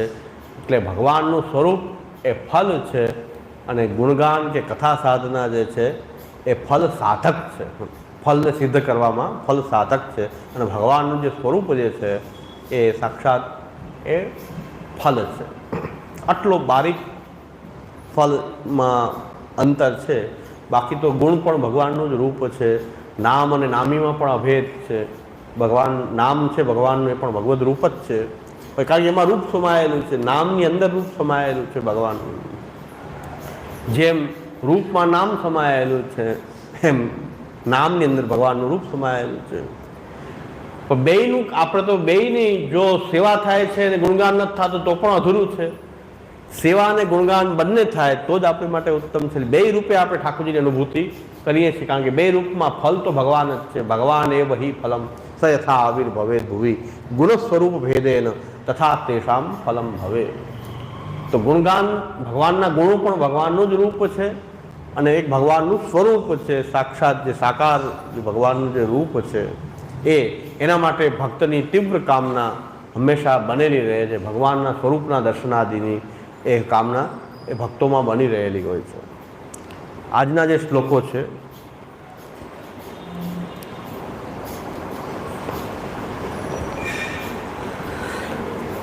સંસારાવેશ દુષ્ટાનામ ઇન્દ્રિયાણામ હિતાય વૈ કૃષ્ણસ્ય સર્વવસ્તુની ભૌમ્ન ઈશસ્ય યોજયેત ગુણેસ્વાવિષ્ટ ચિત્તાનામ સર્વદા મુરવેરિનઃ સંસાર વિરહ ક્લેશો ન સ્યાતામ હરિવત સુખમ તદા ભવેદ દયાલુત્વમ અન્યથા ક્રૂરતા મતા બાધશંકાપી નાસ્ત્યત્ર તદધ્યાસોપી સિદ્ધ્યતિ ભગવદ ધર્મ સામર્થ્યાદ વિરાગો વિષયે સ્થિરઃ ગુણૈર હરિ સુખ સ્પર્શાત ન દુઃખમ ભાતિ કરહેચિત. સંસારાવેશ દુષ્ટાનામ ઇન્દ્રિયાણામ હિતાય વૈ. આ અહંતા મમતા છે એ સંસાર છે, હું અને મારું એ સંસાર છે. આ દેહ ઇન્દ્રિયો જે છે એમાં સંસારનો આવેશ છે. સંસાર આવેશથી આ દુષ્ટ થઈ ગઈ છે ઇન્દ્રિયો, એને હું અને મારું અને વિષયોમાં જ ખેંચાયેલી છે, વિષયોમાં એને મમત્વ છે. તો આ ઇન્દ્રિયો જે છે એ સંસાર આવેશથી દુષ્ટ થયેલી છે. જો એ ઇન્દ્રિયોનું હિત કરવું હોય, એનું હિત શેમાં છે? તો સંસાર આવેશ દુષ્ટાનામ ઇન્દ્રિયાણામ હિતાય વૈ કૃષ્ણસ્ય સર્વ વસ્તુની ભૂમ્ન ઈશ્યસ્ય યોજયેત.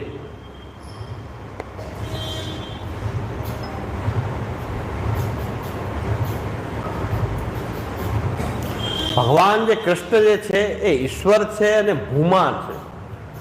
વેદમાં ભૂમા વિદ્યા છે. ભૂમા એટલે ભગવાન કે સર્વનો આધાર રૂપ જે છે એ ભૂમા છે. જે કાંઈ સુખ જે છે એ ભૂમાની અંદર રહેલું છે. ભૂમિ એનું સ્ત્રીલિંગ છે. ભૂમિ એટલે આ પૃથ્વીને ભૂમિ કહેવાય. તો ભૂમિ એ સ્ત્રીલિંગ છે, એનું પુલ્લિંગ કરવું હોય તો ભૂમા થાય. સર્વનો જે આધાર છે, સર્વનો જે આશ્રય છે એને વેદમાં ભૂમા કીધું છે. એટલે કૃષ્ણ છે એ જ ઈશ્વર છે, એ જ ભૂમા છે. અને એ આપણા સેવ્ય સ્વરૂપના રૂપમાં એ સાક્ષાત પરમ બ્રહ્મ પરમાત્મા કે જેને ભૂમા કહેવામાં આવ્યું છે વેદમાં. અહીં ભૂમા શબ્દ શું કામ વાપર્યો છે? કારણ કે જે કંઈ આનંદ આપણે ઇન્દ્રિયોથી લઈએ છીએ એ હકીકતમાં બધો આનંદ તો ભૂમાનો છે. એ આનંદનો આભાસ માત્ર આપણે અનુભવ કરી રહ્યા છીએ ખાલી આ વિષયોમાં, એ કણિકા માત્ર. એ પૂર્ણ આનંદ તો આ ભૂમાની અંદર ભરેલો છે એમ વેદમાં બતાવ્યું છે. એટલે આ તો બધો અલ્પ અલ્પ આનંદમાં આપણે આનંદિત થઈ જઈએ છીએ, પણ ભૂમાની અંદર પૂરેપૂરો આનંદ ભરેલો છે. કોઈ વિષયોમાં આનંદ આવે આપણે ત્યારે સમજવું જોઈએ કે આ કણિકાને આભાસમાં આપણને એટલો બધો આનંદ આવી રહ્યો છે, તો પૂરેપૂરો આનંદ કેવો હશે? ભગવાન એ ભૂમા છે. એ પૂરેપૂરો આનંદનો અનુભવ કેવો હશે? જો થોડી થોડી વાતમાં આપણને આનંદ આવી જાય છે, ખાલી કણિકા માત્રમાં વિષયોના ભોગમાં આપણને આનંદ આવે છે, તો પૂરેપૂરો આનંદ કેવો હશે? તો વેદ કહે છે એ તો ભૂમામાં છે. એ ભૂમા વિદ્યા બતાવેલી છે વેદની અંદર, ઉપનિષદોમાં. તો ભૂમાનો અર્થ છે કે પૂરેપૂરો આનંદ જેમાં ભરેલો છે, એની કણિકા માત્રથી આખો આ જગતમાં આનંદ પ્રાપ્ત થાય છે, સુખ મળે છે ઇન્દ્રિયોથી. એટલે ઇન્દ્રિયોથી જે સુખ મળે છે હકીકતમાં એ આપણું નથી, પણ એ ભૂમામાંથી આવતું કઈ કણિકા છે કે આભાસ છે. તો જેમ બેંકમાંથી લાવીને લોન વાપરીએ છીએ એમ આપણે આ ઇન્દ્રિયોનો આનંદ લઈ રહ્યા છીએ. એમાં એ પૂરેપૂરો આનંદ જેની અંદર ભરેલો છે એનો કંઈક આનંદ આપણને આ ઇન્દ્રિયોથી અનુભવમાં આવી રહ્યો છે, પણ એ બહુ અલ્પ છે.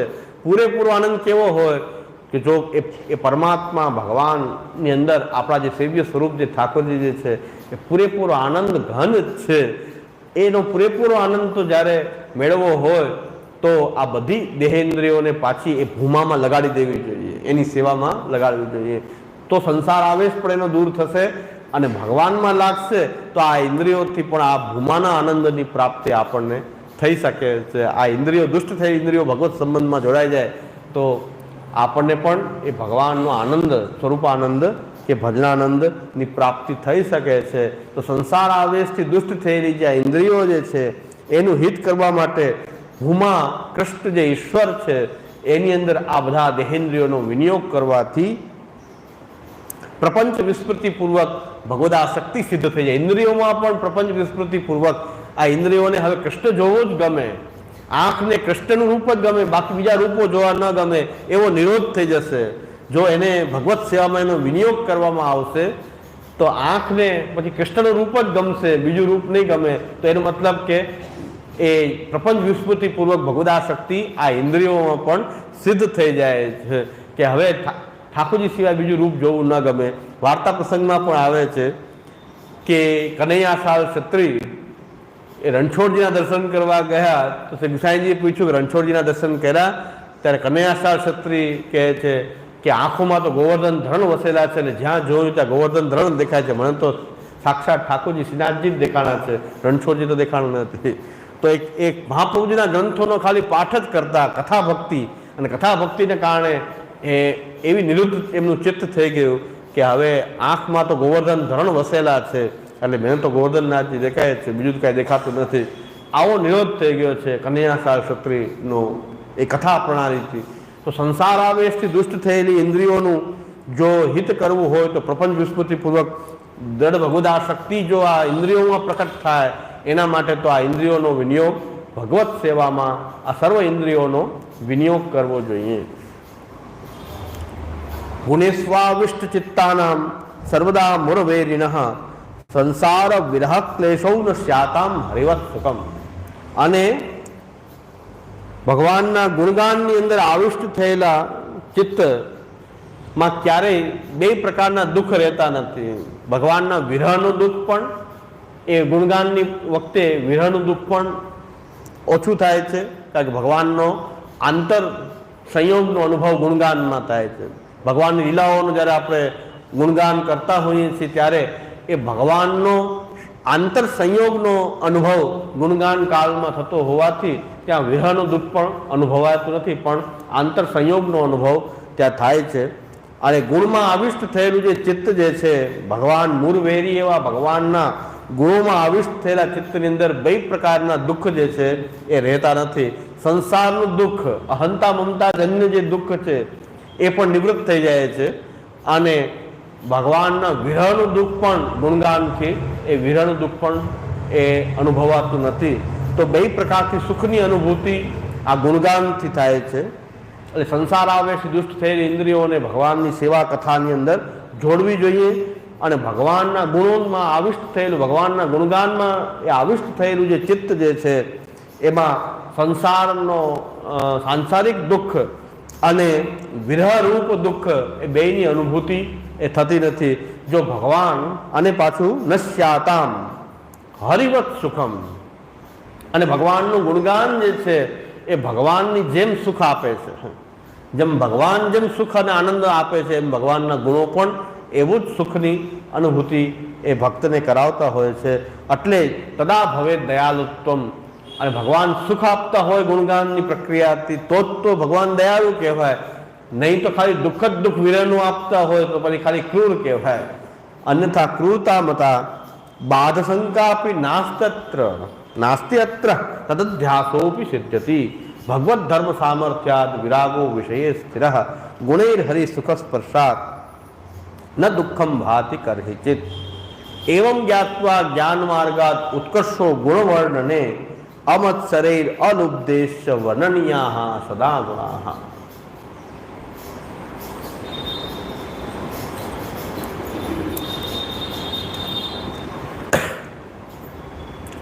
આખા ગુણગાન ઉપર મહાપ્રભુજી સેવા અને ગુણગાન એ આપણા જીવનની આ રીતની શૈલી બની જવી જોઈએ કે ઠાકોરજીની સેવા અને સેવાના અનુસરમાં ગુણગાન.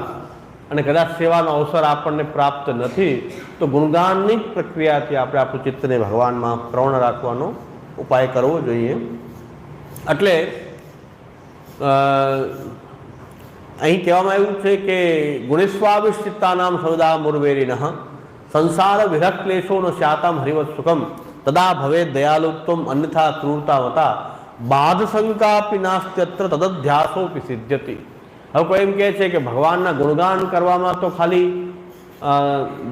બધી ઇન્દ્રિયોનો તો વિનિયોગ થતો નથી, ફક્ત મુખનો, ચિત્તનો એટલે કે અંતઃકરણનો, શ્રવણ ઇન્દ્રિયનો આટલો જ વિનિયોગ થાય છે. હાથ પગ આદિ બીજી ઇન્દ્રિયોનો વિનિયોગ તો ગુણગાનની પ્રક્રિયામાં સેવામાં સર્વ ઇન્દ્રિયોનો વિનિયોગ થાય છે. ગુણગાનની પ્રક્રિયામાં તો બધી ઇન્દ્રિયોનો તો વિનિયોગ થતો નથી. તો પછી વિષય બાધક કરતા હશે. ગુણગાનની પ્રક્રિયામાં વિષયાદિકની બાધકતા સિદ્ધ થાય છે. તો શ્રી મહાપ્રભુજી કહે છે કે ગુણેસ્વાવિષ્ટ ચિત્તાનામ સર્વદા મુર્વેન સંસાર વિરહ ક્લેશોનો સ્યાતામ હરિવત સુખમ તદા ભવે દયાલુત્વમ અન્યથા ક્રૂરતામતા બાધ શંકાપી નાસ્ત્યત્ર તદધ્યાસોપી સિદ્ધ્યતિ. ગુણગાનની પ્રક્રિયામાં શું ઇન્દ્રિયોના વિષયો બાધક થઈ શકે? મહાપ્રભુ કહે છે કે ન થઈ શકે. બાધની શંકા પણ નથી. શું કામ?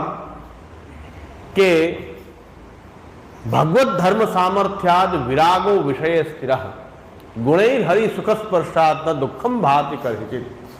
એવં જ્ઞાત્વા જ્ઞાન માર્ગાદ ઉત્કર્ષો ગુણ વર્ણને અમત્સરૈર અનુપદેશ્ય વર્ણનીયા સદા ગુણા. કેટલો ભાર આપી રહ્યા છે શ્રી મહાપ્રભુજી ગુણગાનની પ્રક્રિયા ઉપર. કે સદા ગુણોનું ગાન કરો, ભગવાનના ગુણોનું ગાન કરો. સેવાના અનુસરમાં ગુણગાન એ અવશ્ય કરવું જોઈએ. ભગવાનના ગુણોનું ગાન કરવાથી એ જેમ ભગવાન સુખની અનુભૂતિ કરાવે છે એવી રીતે ગુણ પણ ભગવાનના અલૌકિક સુખની જ અનુભૂતિ કરાવે છે. હરિવત સુખમ એ અનુભવ કરાવે છે. ગુણગાન કરવામાં શું દેહેન્દ્રિયના વિષયો બાધક થઈ શકે? મહાપ્રભુ કહે છે બાધની શંકા પણ નથી. કારણ કે ભગવાનના સદા ગુણોનું ગાન કરતા રહેવાથી, ગુણોનું ગાન કરતા રહેવાથી એ ભગવત ધર્મ જે છે, જે સાક્ષાત સચ્ચિદાનંદ રૂપ જે ભગવાનનો જે ધર્મ જે છે એ સર્વાત્મ ભાવના રૂપમાં એ ભગવાનનું પ્રાકટ્ય થાય છે હૃદયની અંદર. અને એના કારણે એના જે બાહ્ય જે વિષયો જે છે એમાં પણ એ ભગવાનના ગુણોનો તદધ્યાસ, ભગવાનનો જ અધ્યાસ જે છે એ સિદ્ધ થઈ જાય છે. જેમ કે આસક્તિ ભ્રમ ન્યાય કહેવાય છે ને, આસક્તિ ભ્રમ ન્યાય, કે જેની ખૂબ આસક્તિ, પોતાના કોઈ પ્રિય વસ્તુમાં પોતાની ખૂબ આસક્તિ હોય અને એ એનાથી દૂર હોય ત્યારે સતત એનું ચિંતન કર્યા કરે.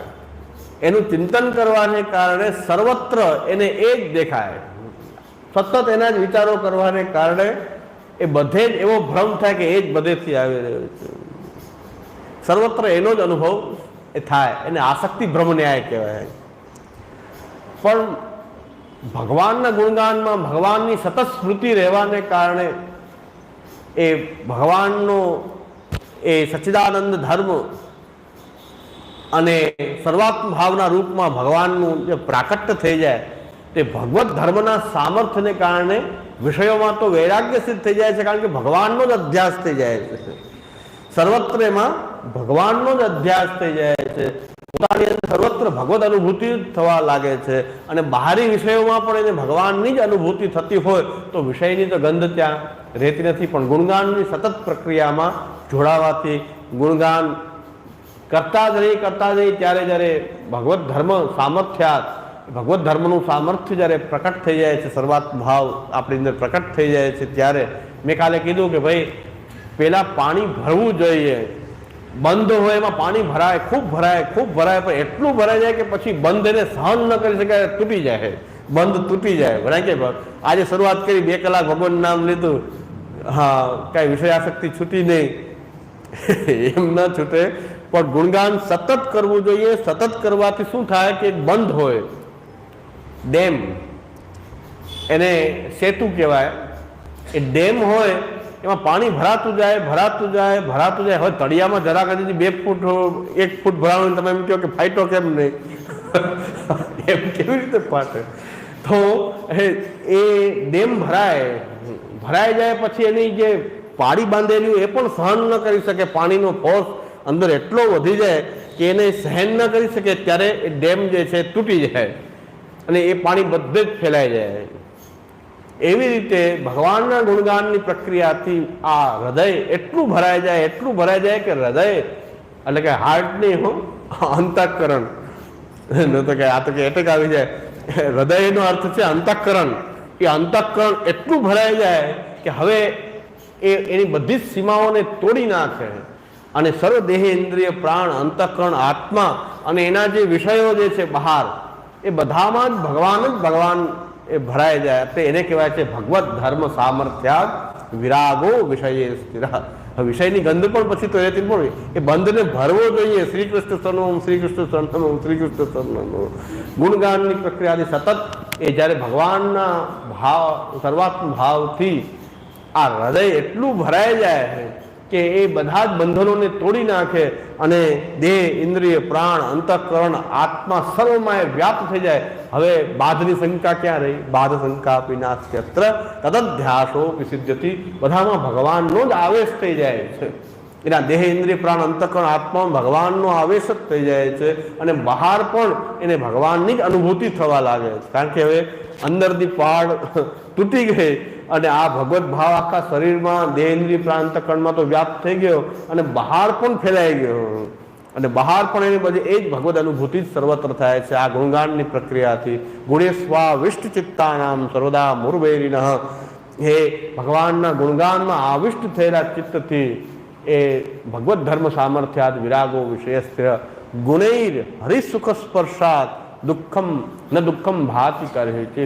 જ્યારે ભગવાનના વિરહનો અનુસરનો કાલ હોય, ભગવાનનો વિરહને સમયે કોઈ પ્રકારનું દુઃખની અનુભૂતિ નથી થતી, કારણ કે ત્યારે ભગવાનની લીલામાં આપણી તન્મયતા એ થઈ જાય છે. તો લીલામાં તન્મયતા થવાને કારણે ભગવાનના વિરહજન્ય દુઃખનો પણ અનુભવ થતો નથી, અને સંસારનું દુઃખ તો આપોઆપ ત્યાં અહંતા મમતા તો એ રહેવાનો કોઈ સવાલ જ નથી. સેવાનો આગ્રહ તો બહુ કરું છું, પણ કદાચ સેવામાં કોઈની પ્રવૃત્તિ ન થતી હોય તો એને ગુણગાનની પ્રક્રિયાથી પોતાના ભક્તિભાવને વધારવા માટે તો પ્રયત્ન કરવો જ જોઈએ, નહીં તો આ પુષ્ટિ માર્ગમાં રહેવાનું કોઈ કામ નથી. ખાલી મૂનથાર ખાવા માટે અહીંયા કોઈને એન્ટ્રી નથી.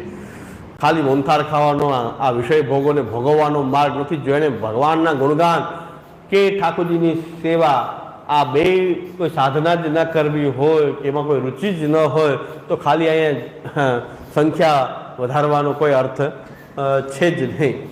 એ કોઈ એનું કોઈ કામ અહીં છે નહીં.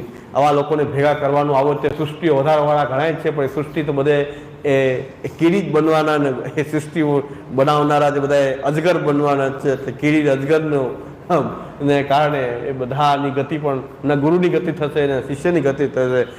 અહીં તો જે સાધના, ભક્તિની સાધના, યા તો કથાની સાધના, યા સેવા અને કથા બંનેની સાધના, એ પ્રકારે જેનું મન હોય એણે આ પુષ્ટિ ભક્તિ માર્ગમાં આવવું. અન્યથા ભગવાન કૃષ્ણમાં જો એની દ્રઢ રુચિ હોય તો એને ભગવત શરણાગતિના માર્ગમાં સ્થિત થઈ અને એમણે ભગવત શરણાગતિને દ્રઢ રાખવાનો પ્રયત્ન કરવો. એના સિવાય ખાલી વિષયોમાં જ જેની આસક્તિ છે, કૃષ્ણાસક્તિ નથી અને ખાલી વિષયોમાં જ આસક્ત છે, અને કૃષ્ણની આસક્તિ મને સિદ્ધ થાય એવી કોઈ એની ભાવના કે રુચિ પણ નથી, એવા લોકોથી આ સંપ્રદાયને આપણે ભરવો જોઈએ નહીં. આ સંપ્રદાયમાં આ બધાયનું કામ નથી, એ સ્પષ્ટ થાય છે કે આમાં કોઈ એવમ જ્ઞાત્વા જ્ઞાન માર્ગાદ ઉત્કર્ષો ગુણ વર્ણન હે અમત્સરે અનુપદેશ વર્ણનીયા સદા ગુણા અમત્સરે અનુપદેશ વર્ણનીયા સદા ગુણા. મહાપ્રભુજી કહે છે ગુણગાનની પ્રક્રિયામાં બે પરેજી તો પાડવી પડશે, અપરસ તો અહીં રાખવી પડશે. અહીં અપરસ બે પ્રકારની અપરસ તો ગુણગાનમાં પણ જરૂરી છે, બે અપરસ તો રાખવી પડે. તો બે અપરસ કઈ છે કે અમત્સરે અનુપદેશ, કોઈ પણ પ્રકારના વિષય ભોગની મેળવવાની લાલસા, કથા દ્વારા કંઈક વિષયોને ભોગવવાની જે ભાવના, એવો લોભ એ અહીં ન હોવો જોઈએ. આ પેલું છોવાઈ જાય તો છોવાઈ જાય કથા સાધના. કથામાં તમે છોવાઈ જાઓ.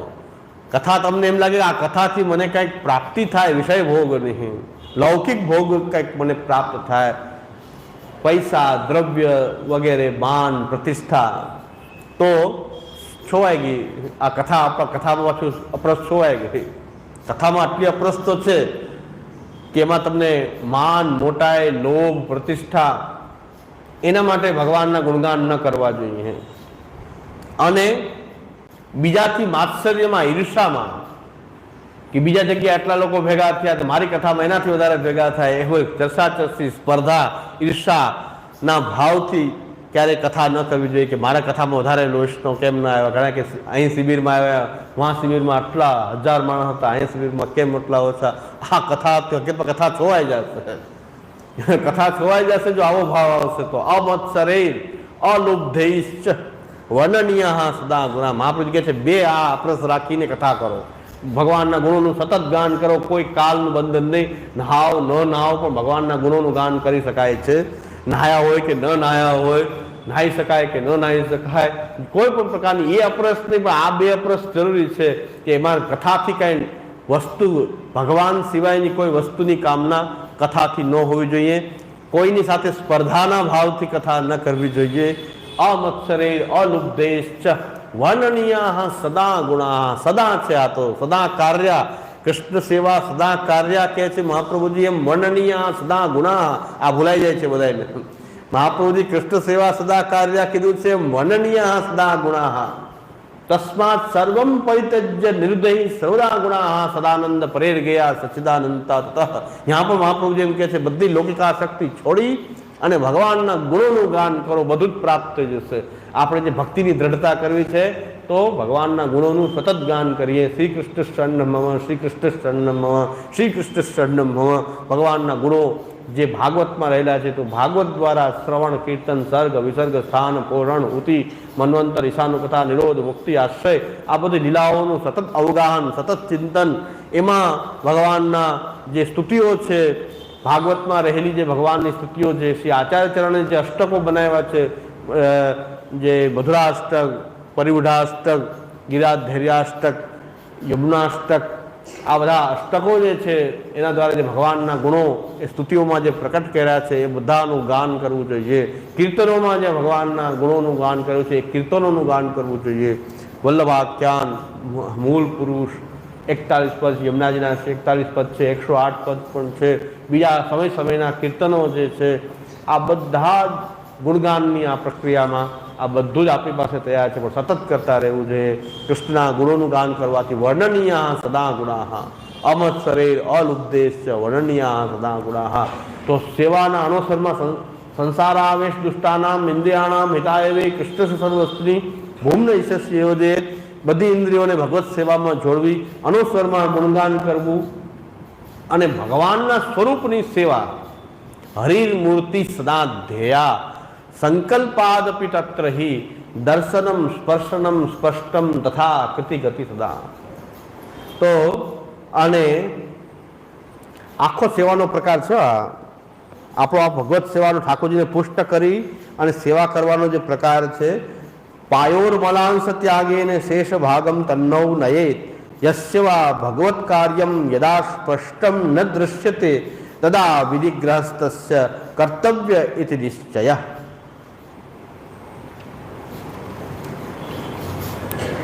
આ બધી ઇન્દ્રિયોને ભગવત સેવામાં જોડવા માટે એક ભગવાનનું સ્વરૂપને પધરાવવું. હરિર મૂર્તિ સદા ધ્યેયા સંકલ્પાદપી તત્રહિ.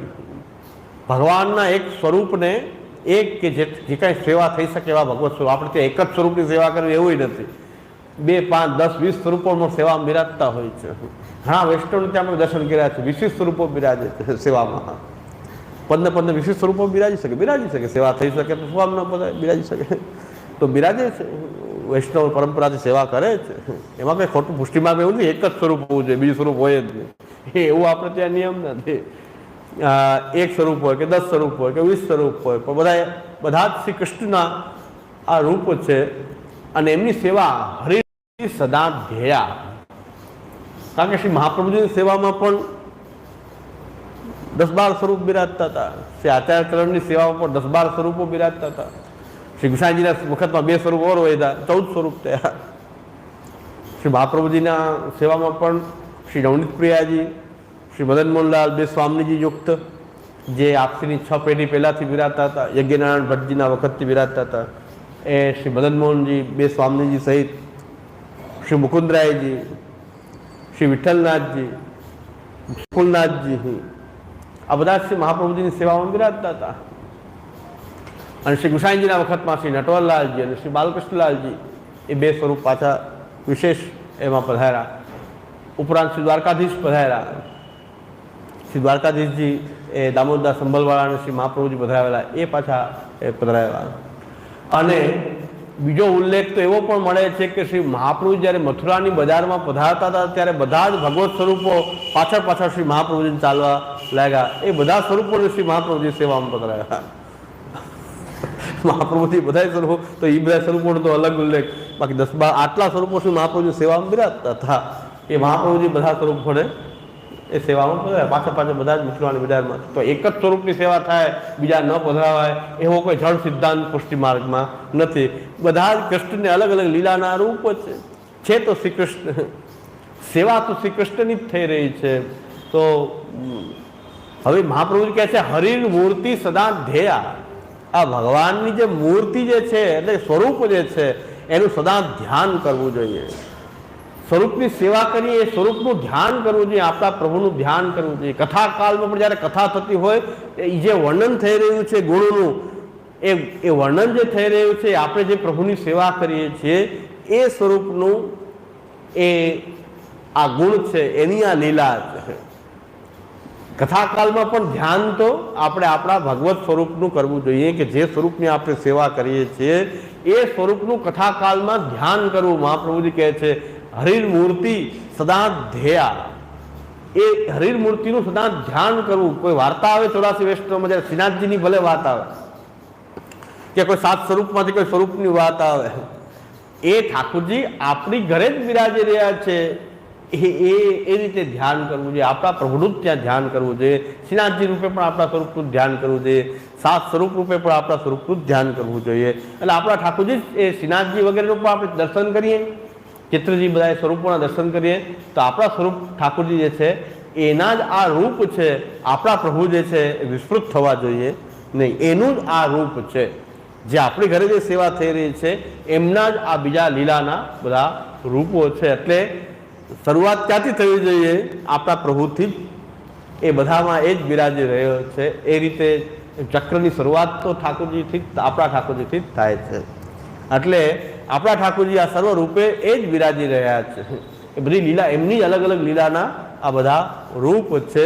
એ પ્રકારથી આપણે હરિર મૂર્તિ સદા ધ્યેયા. હવે બીજો પ્રશ્ન છે કે કોઈ ઠાકોરજી કોઈ પુષ્ટાયવા ન હોય તો એ ઠાકોરજીને આપણા ઠાકોરજીની બાજુમાં બધામાં શું વાંધો છે? વાંધો શું છે એ તો બતાવો. ક્યાં આમાં વાંધો છે? ભગવાનના રૂપથી એટલો બધો શું દ્વેષ છે સમજાતો નથી. શું વાંધો છે એમાં? એ જે રૂપ જે છે ભગવાનનું કોઈ રૂપ એને આપણા ઠાકોરજી સાથે પધરાવી શકાય? તમારા ઠાકોરજીની સામે જે માલાઓ ધરાવો છો એ શું પુષ્ટાવાય છે? બધી માલા ઠાકોરજીની જે માલા ધરાવાય છે, શ્રીઅંગમાં ધરાવાય છે, એ માલાનું પુષ્ટિકરણ થઈને પછી ધરાવાય? પુષ્ટાયા વગર જો માલા જો ધરી શકતા હોય પુષ્ટાયા વગર, તો ભગવાનનું ખાલી એક રૂપ જો કૃષ્ણનું હોય એમાં વાંધો શું છે તો બતાવો. કે ભગવાનના રૂપથી જ દ્વેષ છે. આ કઈ પાકી મરજાત, કેવી પ્રકારની પાકી મરજાત છે કે ઠાકોરજીના રૂપથી તમને વાંધો આવે છે? અને પુષ્ટાવવામાં કઈ ભગવાનને પ્રગટાવવામાં નથી આવતા. એ સ્વરૂપમાં એ ભગવાન તો છે જ, પણ પુષ્ટાવવું એટલે શું? કે આ મારો સ્વામી છે, હું આની સેવા કરીશ એવા ભાવનું સ્થાપન, બીજું કઈ નહીં. પુષ્ટાવવામાં કઈ ભગવાનનું પ્રગટીકરણ નથી થતું કે ગોસ્વામી બાલક હાથ લગાડે ત્યારે ભગવાન પ્રકટ થઈ જાય, એનું મોઢું ખુલી જાય, ત્યાં સુધી મુખારબિંદ ખુલે નહીં. તો બાલકનું સામર્થ્ય શું ભગવાન કરતા વધારે છે? ભગવાન સર્વવ્યાપક પરમાત્મા સર્વત્ર રહેલો છે. મહાપ્રભુજી આજ્ઞા કરે છે તદ રૂપમ તત્ર ચ સ્થિતમ. ભગવાનના રૂપમાં ભગવાન તો બિરાજે જ છે. કૃષ્ણનું રૂપ હોવું જોઈએ. શ્રી કૃષ્ણનું રૂપ હોય તો બાજુમાં પધરાવવામાં વાંધો શું? કોઈ વાંધો નથી. ઠાકોરજીની બાજુમાં આપણે એને પધરાવી શકીએ છીએ. કારણ કે ઠાકોરજીની બાજુમાં તો આપણે મોર ને પોપટ ને હાથી ને બધું રાખીએ છીએ. એને શું પુષ્ટાવીએ છીએ? મોર પોપટને પુષ્ટાવીએ છીએ. મોર પોપટ ખંડપાટ બાજુમાં રાખીએ છીએ. જારી બંટા સિંહાસન ઉપર રહે છે. બંટા તો બંટાને પુષ્ટાવાય છે. બંટાને પુષ્ટાવીને પછી બંટો બાજુમાં ધરાય છે. તો એક ઠાકોરજીના રૂપમાં જ વાંધો છે. અરે ભાઈ, સેવ્યના રૂપમાં પધરાવવું હોય તમારે, એને સેવ્ય સ્વરૂપ તમારે જો એને બનાવવું હોય તો તમારે પોતાના ભાવનું સ્થાપન કરવું જોઈએ. એની જે વિધિ છે એને પુષ્ટાવવું કહેવાય. એમાં આપણા ભાવનું સ્થાપન છે. ઠાકોરજીમાં પ્રકટીકરણ થાય કે ભગવાન એમાં આવી જાય ઉપરથી, એમાં ન હોય એમાં આવી જાય એવું નથી. એ તો ત્યાં છે જ. તદ રૂપમ તત્ર ચ સ્થિતમ. આપણી લિમિટેશન એવી છે કે બધા રૂપની સેવા ન કરી શકીએ, પણ ખાલી બાજુમાં ક્યારેક પધરાવવામાં જે કોઈના કોઈ ઠાકોરજી પધાર્યા હોય અને પુષ્ટ કરેલા ન હોય તો આપણે આપણા ઠાકોરજીની બાજુમાં ન પધરાવી શકીએ. એ કેવલ ભ્રમ છે આપણો, કેવલ મગજની. એ હજી મગજમાં કૃષ્ણ નથી આવ્યું એટલે આ બધા ભ્રમ પાડીને બધા મગજના બુદ્ધિના ઝાડા છે એ ધૂળ ઝાડા કરવા પડે દિવાળી પહેલા. આ બધા બુદ્ધિના ઝાડા છે એ બધા ઝાડા કાઢી નાખવા પડે, કારણ કે એના રૂપમાં તો કૃષ્ણ બિરાજે જ છે. તદ રૂપમ તત્ર ચ સ્થિતમ. એ ભગવાન એના રૂપમાં અવશ્ય બિરાજે, કોઈ સંશયની વાત નથી. એમાં કોઈ સંશય કરવો જોઈએ નહીં.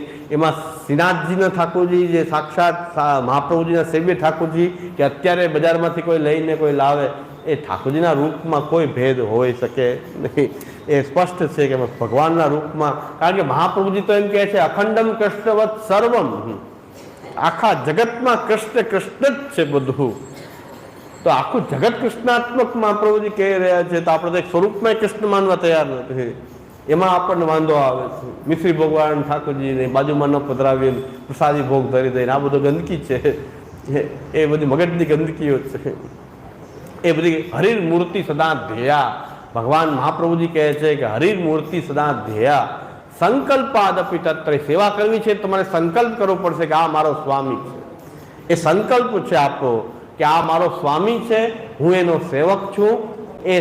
એ સંકલ્પ કરશું તો ભગવાન પણ સંકલ્પ કરશે કે હું એમનો નાથ છું, આ મારો છે. ભગવાન પણ સંકલ્પ કરશે. ભગવાનનો કૃપામય સંકલ્પ છે, આપણો ભક્તિમય સંકલ્પ છે. એ સંકલ્પથી આપણે એ ભગવત સ્વરૂપમાં આ મારા સાક્ષાત પૂર્ણ બ્રહ્મ પુરુષોત્તમ બ્રજાધીપ, જે ભાગવતમાં જે દસમી લીલાનું વર્ણન કરેલું છે, એ સાક્ષાત પ્રભુ, એ આ ઠાકોરજી જે છે, એવો ભાવ જે છે, એવો સંકલ્પ કરીને હરિર મૂર્તિની સદા સેવા કરવી જોઈએ અને એનું ધ્યાન કરવું જોઈએ. કથાકાલમાં એનું ધ્યાન કરવું જોઈએ. અને દર્શનમ સ્પર્શનમ સ્પષ્ટમ, એનું દર્શન, એનો સ્પર્શ, એના માટેની હાથની કૃતિ, પગેથી એના માટે ચાલવું, અને પાયોર મલાંશ ત્યાગેન શેષ ભાગમ તન્નો નેત. આ બે ઇન્દ્રિયો જે છે કે જેનો સાક્ષાત ભગવત સેવામાં વિનિયોગ નથી. એટલે મલ વિસર્જન કરવાની જે ઇન્દ્રિયો જે છે, મહાપ્રભુજી કહે છે એ મલનો ત્યાગ કરી દેહને સેવા યોગ્ય બનાવે છે. એટલે એનો પણ વિનિયોગ સેવામાં છે. અને પુત્ર જે છે એ પુત્ર કૃષ્ણ પ્રિય રતિ, અને જે સંતાન ઉત્પન્ન થાય એ પણ ભગવાનને પ્રિય થાય એવા સંતાન કે જેને ઠાકોરજી પ્રિય હોય, એવા સંતાન કે ઠાકોરજીની સેવા કરે. એના માટે એ આપણા વિષય ભોગનો પણ વિનિયોગ એ ઠાકોરજીની સેવામાં, એ આપણા ગ્રસ્થાશ્રમના જે વિષય ભોગ જે છે એનો પણ વિનિયોગ ભગવત સેવામાં આ રીતે થાય છે કે પાયોર મલાંશ ત્યાગેન. આવા આચાર્ય કોઈ ન હોઈ શકે જે આવું કહી શકે. આવા આચાર્ય 56 નહીં પણ 100 ને જે કઈ 112, 56ની છાતીની 112ની છાતીથી મહાપ્રભુજી વલ્લભાચાર્ય ચરણ એમ કહે છે કે પાયોર મલાંશ ત્યાગેન શેષ ભાગમ તન્નો ને યસ્ય વા ભગવત કાર્યમ યદા સ્પષ્ટમ ન દશ્યતે. અને પાયોર મલાંશ ત્યાગેન યસ્ય વા ભગવત કાર્યમ યદા સ્પષ્ટમ ન દશ્યતે તદા વિનિગ્રહ તસ્ય કર્તવ્ય. તે મહાપ્રભુજી કહે છે કે આ બધી ઇન્દ્રિયોનો વિનિયોગ ભગવત સેવામાં શક્ય છે. એમાં આ રીતનો ભાવ રાખવાથી, એનો સમર્પણનો ભાવ રાખવાથી પુત્ર કૃષ્ણ પ્રિય રતિ, કે કૃષ્ણને પ્રિય હોય, કૃષ્ણ જેને પ્રિય હોય એવા પુત્રમાં પ્રેમ. આપણે એ પુત્રમાં પ્રેમ રાખીએ કે જેને કૃષ્ણ પ્રિય હોય. અને સંતાન થાય એ ઠાકોરજીની સેવા કરવા માટે જ આ સંતતિ ઉત્પન્ન થાય કે પ્રભુની સેવા કરે, અને એવા સંતાનોમાં આપણે પ્રેમ રાખીએ. તો એ રીતે આપણે આપણી જે સંતાન ઉત્પત્તિ જે છે એનું પણ ભગવત સેવામાં એ જોડાણ થાય છે, વિનિયોગ થાય છે. આ રીતે બધી ઇન્દ્રિયોને ભગવત સેવામાં એ જોડી દેવાથી એમાં ભગવત વ્યસન સિદ્ધ થઈ જાય છે, અને એના કારણે પ્રપંચ વિસ્મૃતિ થાય, એટલે જીવને નિરોધાવસ્થા આ ભક્તિની પ્રાપ્ત થઈ જાય છે. આ રીતે. અને જો આ ઇન્દ્રિયોના જે ઇન્દ્રિયોના વિષયો જે છે એ તમે ભગવત સેવામાં એનો વિનિયોગ વિચારી ન શકતા હો, તો સ્વચ્છંદ રીતે એ વિષયોમાં, એ વિષય ભોગોમાં, શાસ્ત્ર નિંદિત, શાસ્ત્ર વિરુદ્ધ વિષયોમાં એ ઇન્દ્રિયોના અંદર એમાં વિનિયોગ કરવો એ મહાપ્રભુજી ના પાડી રહ્યા છે. કે જેનો સાક્ષાત કે પરંપરાયા ભગવત સેવામાં વિનિયોગ નથી, એ ઇન્દ્રિયોના વિષયોમાં એ નિગ્રહ કરવો જોઈએ. તદા વિનિગ્રહ તસ્ય કર્તવ્ય નિશ્ચય. તો જ્યાં ભગવત સેવામાં પ્રત્યક્ષ કે પરોક્ષ રીતે આપણા ગ્રસ્થાશ્રમના સંતાન ઉત્પન્ન કરવાના જે વિષય જે છે એના સિવાય આ વ્યભિચારાદિકમાં આ ઇન્દ્રિયોના વિનિયોગ કરવાની મહાપ્રભુજી સ્પષ્ટ ના પાડી રહ્યા છે. તદા વિનિગ્રહ તસ્ય. ત્યાં તો ઇન્દ્રિયોનો સંયમ જ કરવો જોઈએ, નિગ્રહ જ કરવો જોઈએ. કે જે પ્રત્યક્ષ કે આટલી રેન્જ મહાપ્રભુજી બતાવે છે કે ગ્રસ્થાશ્રમના જે વિષયો છે આપણા, એ તો ઠાકોરજીની સેવામાં એનો વિનિયોગ કે પુત્ર ઉત્પન્ન થાય તો એ ઠાકોરજીની સેવામાં ઉપયોગી થાય. પણ એના સિવાય ખાલી વિષય ભોગાર્થ આપણા દેહ ઇન્દ્રિયોને એમાં આ જોડવી મહાપ્રભુ કહે છે નહીં, એવું ન કરવું જોઈએ. તદા વિનિગ્રહ તસ્ય. ત્યાં ઇન્દ્રિયોનો મન જતું હોય તો ભલે જાય, પણ ઇન્દ્રિયોનો નિગ્રહ કરવો જોઈએ. એટલે જેનો પ્રત્યક્ષ ભગવત સેવા સાથે કોઈ સંબંધ નથી, ખાલી વિષય ભોગ સાથે સંબંધ છે. તમને કે મજા આવી રહી છે ખાલી એટલો જ વિનિયોગ છે. તમે ટીવી જોવો તો તમે એમ લાગે ઠાકોરજીની સેવામાં મન મારું સારું રહે તો હું સેવા કરું થોડીક વાર, ટીવી વગેરે જોઈને મનને મનોરંજન આપીએ તો વિનિગ્રહ થયો, તો એનો વિનિયોગ થયો. પણ તમે ટીવી એવા મશગુલ થઈ જાઓ કે તમે ઠાકોરજીની સેવા જ ભૂલી જાઓ, સેવા જ ન કરો ને ટીવી જોવો તો મહાપ્રભુજી કહે છે તદા વિનિગ્રહ. તો આના ઉપર અંકુશ કરવો જોઈએ. હા તો નાશ કરવા વાળી વસ્તુ થઈ જશે તો પછી હા કે સેવા સારી રીતે કરી શકો તો ક્યારેક મનોરંજન માટે ટીવી જોવો તો વાંધો નહીં, મહાપ્રભુજી કહે છે. પણ તમે ટીવી જ જોવો ને સેવા ન કરો, મહાપ્રભુ કીધું તો વિનિગ્રહ કરવો જોઈએ, તદા વિનિગ્રહ. તો આ તમારે એના ઉપર આવા તમારા જે વિષય ભોગની જે પ્રવૃત્તિ છે એના ઉપર અંકુશ રાખવું જોઈએ. જેમ કે ગમે આ મનોરથ હોય યા મોનથાળ ખાવા બેસી જવું, મહાપ્રભુ કહે છે તમે સ્વાદેન્દ્રિય છે, તમે ઘરમાં ઠાકોરજીને એ મોનથાળ બનાવી અને ભોગ ધરો અને પ્રસાદ લો. જે લોકો પોતાના દ્રવ્યથી ઠાકોરજીને સામગ્રી અળગાવે છે અને ક્યારેક કોઈ કારણોસર આપણે ત્યાં પ્રસાદ લેવો પડે તો એ પ્રસાદ લઈએ તો બધું એ સમર્પિત છે. પણ ગમે ત્યાં ગમે મોનથાળ બહેનો હોય, બાપુજીનો દાડો છે, જેમ કે આ માલા પેરામની દાડો કહેવાય, માલા પેરામની એટલે દાડો, અને એમાં મોનથાળ ખાવા બેસી જવું, ઠાકોરજી ન બિરાજતા હોય, આ બધા મર્યાદીઓ પણ છે એમ કે મેન કરતા હોય છે, પણ ઠાકોરજી ન બિરાજતા હોય અને ત્યાં બીજાના ઠાકોરજી પધરાવી અને ભોગ ધરાય અને એને મનોરથ કહેવામાં આવે અને એનો પ્રસાદ લે બધાય. મહાપ્રભુ કહે છે તદા વિનિગ્રહસ્તસ્ય, તમને મોનથાળ ભાવતો હોય તો પણ નિગ્રહ કરો, અહીં ન ખાઓ. કારણ કે ઠાકોરજી જો નથી બિરાજતા, બીજાના ઠાકોરજીની સામગ્રી ભોગ ધરાય તો દેવદ્રવ્ય થઈ ગઈ. એ દેવદ્રવ્ય કરો એ ખાવાથી તો પાપ થશે, નરકમાં જવું પડશે. તો મહાપ્રભુ કહે છે મોનથાળ ખાવામાં તમારી ઇન્દ્રિયોનું મન છે, કાંઈ વાંધો નહીં, પણ આ તો ન જ ખાઓ.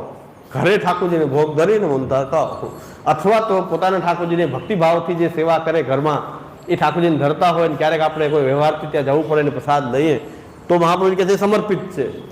પણ આ જે મનોરથના નામે જે ધતિંગ ચાલી રહ્યું છે, જે પાખંડ છે, મહાપ્રભુજીના સિદ્ધાંતનો ઘોર એ વિરોધ છે, એવી જગ્યાએ જો ઠાકોરજીને ભોગ ધરાય તો એ પ્રસાદ લઈ શકાય નહીં, ક્યારેય પણ ગ્રહણ કરી શકાય નહીં. અને બધા એમ કે છે શ્રી ગોવિંદરાયજી મહારાજ શ્રી પોરબંદર વાળા એ પણ માલા પેરામણીનો પ્રસાદ લેવાની સ્પષ્ટ ના પાડતા હતા કે માલા પેરામણીમાં પ્રસાદ ન લેવો. શું કામ ના પાડતા હતા? જો પ્રસાદ હતો તો લેવાની શું કામ ના પાડતા હતા? ગોવિંદરાયજી મહારાજ શ્રી માલા પેરામણીમાં પ્રસાદ લેવાની ના પાડતા હતા. શું કામ ના પાડતા? જો પ્રસાદ હોય તો ભલે જાહેરમાં નહીં કહેતા પણ એના અંગત વૈષ્ણવ તો કહેતા કે માલા પેરામણીમાં હું તપેલી પણ ન આરોગું, માલા પેરામણીના દિવસે તપેલી પણ નહીં, અને એ દિવસે પ્રસાદ પણ ન લેવો જોઈએ. એનું કારણ શું હતું કે પાછળ છે, પાછળ તો દાડો હોય, પાછળ કઈ મનોરથ થોડો હોય, કોઈની પાછળ મનોરથ હોય, એ તો દાડાની પ્રક્રિયા છે. એટલે આ મહાપ્રભુજીની આ પંક્તિ શું કહે છે આપણને? તદા વિનિગ્રહસ્તસ્ય કર્તવ્ય તે વિનિશ્ચય, કે અહીં તો નિગ્રહ કરવો જોઈએ. તમને મન થતું હોય તો પણ એ મોનથાળ ન ખાવો જોઈએ. એવા કોઈ પણ વિષય ભોગ કે જે ભગવત સેવા સાથે એનો પ્રત્યક્ષ કે પરોક્ષ, તમારા ઘરની સેવા સાથે એનો પ્રત્યક્ષ કે પરોક્ષ કોઈ સંબંધ ન હોય એવા કોઈ પણ વિષય ભોગમાં સ્વચ્છંદ દેહેન્દ્રિયોને જોડવી નહીં, ત્યાં વિનિગ્રહ કરવો જોઈએ. આ રીતે જો આપણને જીવતા આવડી ગયું તો મહાપ્રભુજી કહે છે નાતઃ પરતરો મંત્ર, નાતઃ પરતર સ્તવ, નાતઃ પરતરા વિદ્યા, તીર્થમ નાત પરાત પરમ. ઘરમાં મનોરથ હોય તોય કહી દઉં છું તો માલા પેરામણી કોઈ આપણે ઘરમાં પણ કરતું હોય તો આપણે અલગ ઠાકોરજીનું ભોગ ધરીને લેવું, ન ઠાકોરજી પધરાવવા, ન અહીંયા પ્રસાદ લેવો, અને લે તો શ્રી મહાપ્રભુજીનો દ્રોહ છે, એમાં કોઈ સંશય નથી. મહાપ્રભુજીના પીઠમાં ખંજર ભોંકવાની પ્રવૃત્તિ છે.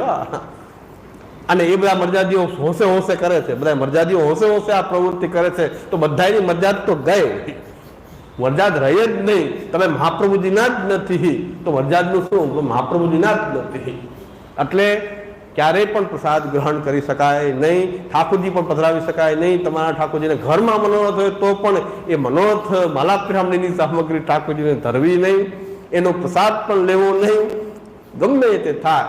મહાપ્રભુજીથી સંબંધ આપણો મોટો છે, સૌથી સંબંધ એની સાથે છે. બાકી બધા જ દેહ વગેરેના સંબંધો એ પછીના છે.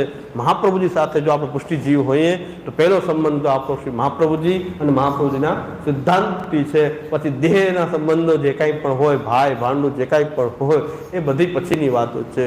અને એમાંય સિદ્ધાંત વિરુદ્ધ મહાપ્રભુજી આજ્ઞા કરે છે, તદા વિનિગ્રહ તસ્ય કર્તવ્યેતિ વિનિશ્ચય. તો અહીં તો નિગ્રહ જ કરવો જોઈએ. એટલે નિગ્રહ કરવો જોઈએ, એ ક્યારેય પણ કરી શકાય નહીં. અને આવી રીતે જો જીવતા આવડી ગયું તો આ દેહેન્દ્રિયોમાં ભગવદ વ્યસન સિદ્ધ થઈ જશે. આ દેહેન્દ્રિયો બાધક નહીં થાય પણ ભક્તિ સાધનામાં સાધક થઈ જશે. એટલે મહાપ્રભુ કહે છે આનાથી મોટી કોઈ વિદ્યા નથી, આનાથી મોટી કોઈ મંત્ર, અષ્ટાક્ષર મંત્ર પણ આ નિરોધથી મોટું તો નથી જ નથી. સ્તોત્ર આનાથી મોટું નથી, એ કોઈ વિદ્યા આનાથી મોટી, કે વ્રજભૂમિ કે કોઈ બીજા તીર્થ પણ આનાથી મોટું નથી. જો આપણે ઠાકોરજીની સેવા અને કથાની પ્રણાલીથી આપણી ભક્તિ જો નિરોધાવસ્થાને જો પ્રાપ્ત થઈ જાય, ભક્તિમાં નિરોધાવસ્થા આવી જાય, તો આનાથી મોટી કોઈ સિદ્ધિ ભક્તિ માર્ગમાં બીજી હોતી નથી. તો બે જ માર્ગ છે આપણી પાસે, સેવા અને કથા, અથવા ખાલી કથા. આ બે માર્ગો ઉપર ચાલીને આપણે પ્રપંચ વિસ્મૃતિપૂર્વક દ્રઢ ભગવદાસક્તિ રૂપ નિરોધની સિદ્ધિ થઈ શકે છે. અને શ્રી મહાપ્રભુજી કહે છે કે જેને આવો નિરોધ સિદ્ધ થાય છે એવા ભક્તનો જે કોઈ સંગ કરે તો એને પણ નિરોધની સિદ્ધિ પ્રાપ્ત થાય છે. એટલે શ્રી મહાપ્રભુજીનો સંગ કરે, શ્રી ગોપીનાથજી, શ્રી ગુસાઈજી, એમની વાણીનો સંગ કરવામાં આવે. કે 84,252 ભક્તો રાજા દુબે, માધવ દુબેને મહાપ્રભુજી આજ્ઞા કે તમારો કોઈ સંગ કરશે તો પણ નિરોધ સિદ્ધ થઈ જશે. તો 84,252 વૈષ્ણવની જીવન શૈલીને જો આપણે અપનાવશું, સેવા અને કથાની જીવન શૈલીને અપનાવશું, અને આ રીતે સેવા અને કથા કરીએ, ગમે એમ નહીં, આ સેવા અને કથા શ્રી મહાપ્રભુજી જે આ રીત બતાવી છે એ પ્રકારે જો આપણે કરશું તો નિરોધની સિદ્ધિ થશે. ભક્તિ આપણી કૃષ્ણમાં, એ આપણે ભક્તિથી નિરુદ્ધ થઈ જશું. અને જો ભગવાન કૃષ્ણમાં આપણો જો નિરોધ સિદ્ધ થાય તો આનાથી મોટી ઉપલબ્ધિ જીવનની બીજી કોઈ હોઈ શકતી નથી. તો આપણો આ નિરોધ લક્ષણ ગ્રંથ એટલે શ્રી મહાપ્રભુજીની કૃપાથી 16 ગ્રંથની અંદર 15 ગ્રંથોનું અધ્યયન દર વર્ષે આપણે કરીએ છીએ. એ પ્રમાણે થયું છે. હવે એક ગ્રંથ ખાલી બાકી રહેશે, સેવાફલ. કારણ કે નિરોધથી આગળની વાત હોય તો હવે આ જન્મની અંદર નહીં, પણ જન્મ પછી જે દેહાંતર આપણને શું ફલ પ્રાપ્ત થાય, તો એ 3 ફલો આપણે ત્યાં. એક ફલ તો ફલ નિરોધના રૂપમાં અલૌકિક સામર્થ્ય તો અહીં જ પ્રાપ્ત થાય છે, અને દેહાંતર 2 ફલ પ્રાપ્ત થાય છે, સાયુજ્ય અને સેવો ઉપયોગી દેહ વૈકુંઠ આદિશું.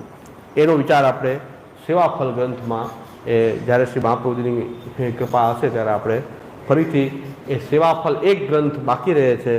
16 ગ્રંથનો જે પ્રવચનમાલા આપણે જે સંકલ્પ કર્યો છે કે 16 ગ્રંથનું અધ્યયન કમસે કમ વૈષ્ણવે કરવું જોઈએ, એ આ રીતે આપણો 16 ગ્રંથનો સ્વાધ્યાય ચાલશે. દ્રઢૈન ચરણન કેરો ભરોસો, દ્રઢૈન શ્રી વલ્લભ નખચંદ્ર છટાવ્યનું સબ જગમાં જ અંધેરો ભરોસો, દ્રઢૈન સાધન યોર નહીં આખલી ચાસુ હોય, સૂર કહા કહે વિવિધયાંધરો, વિના મોલ કો તેરો ભરોસો, દ્રઢૈન ચરણન કેરો ભરોસો. શ્રી વલ્લભાજી, શ્રી ગોપીનાથજી પ્યારે, શ્રી ગુસાઈજી પરમ.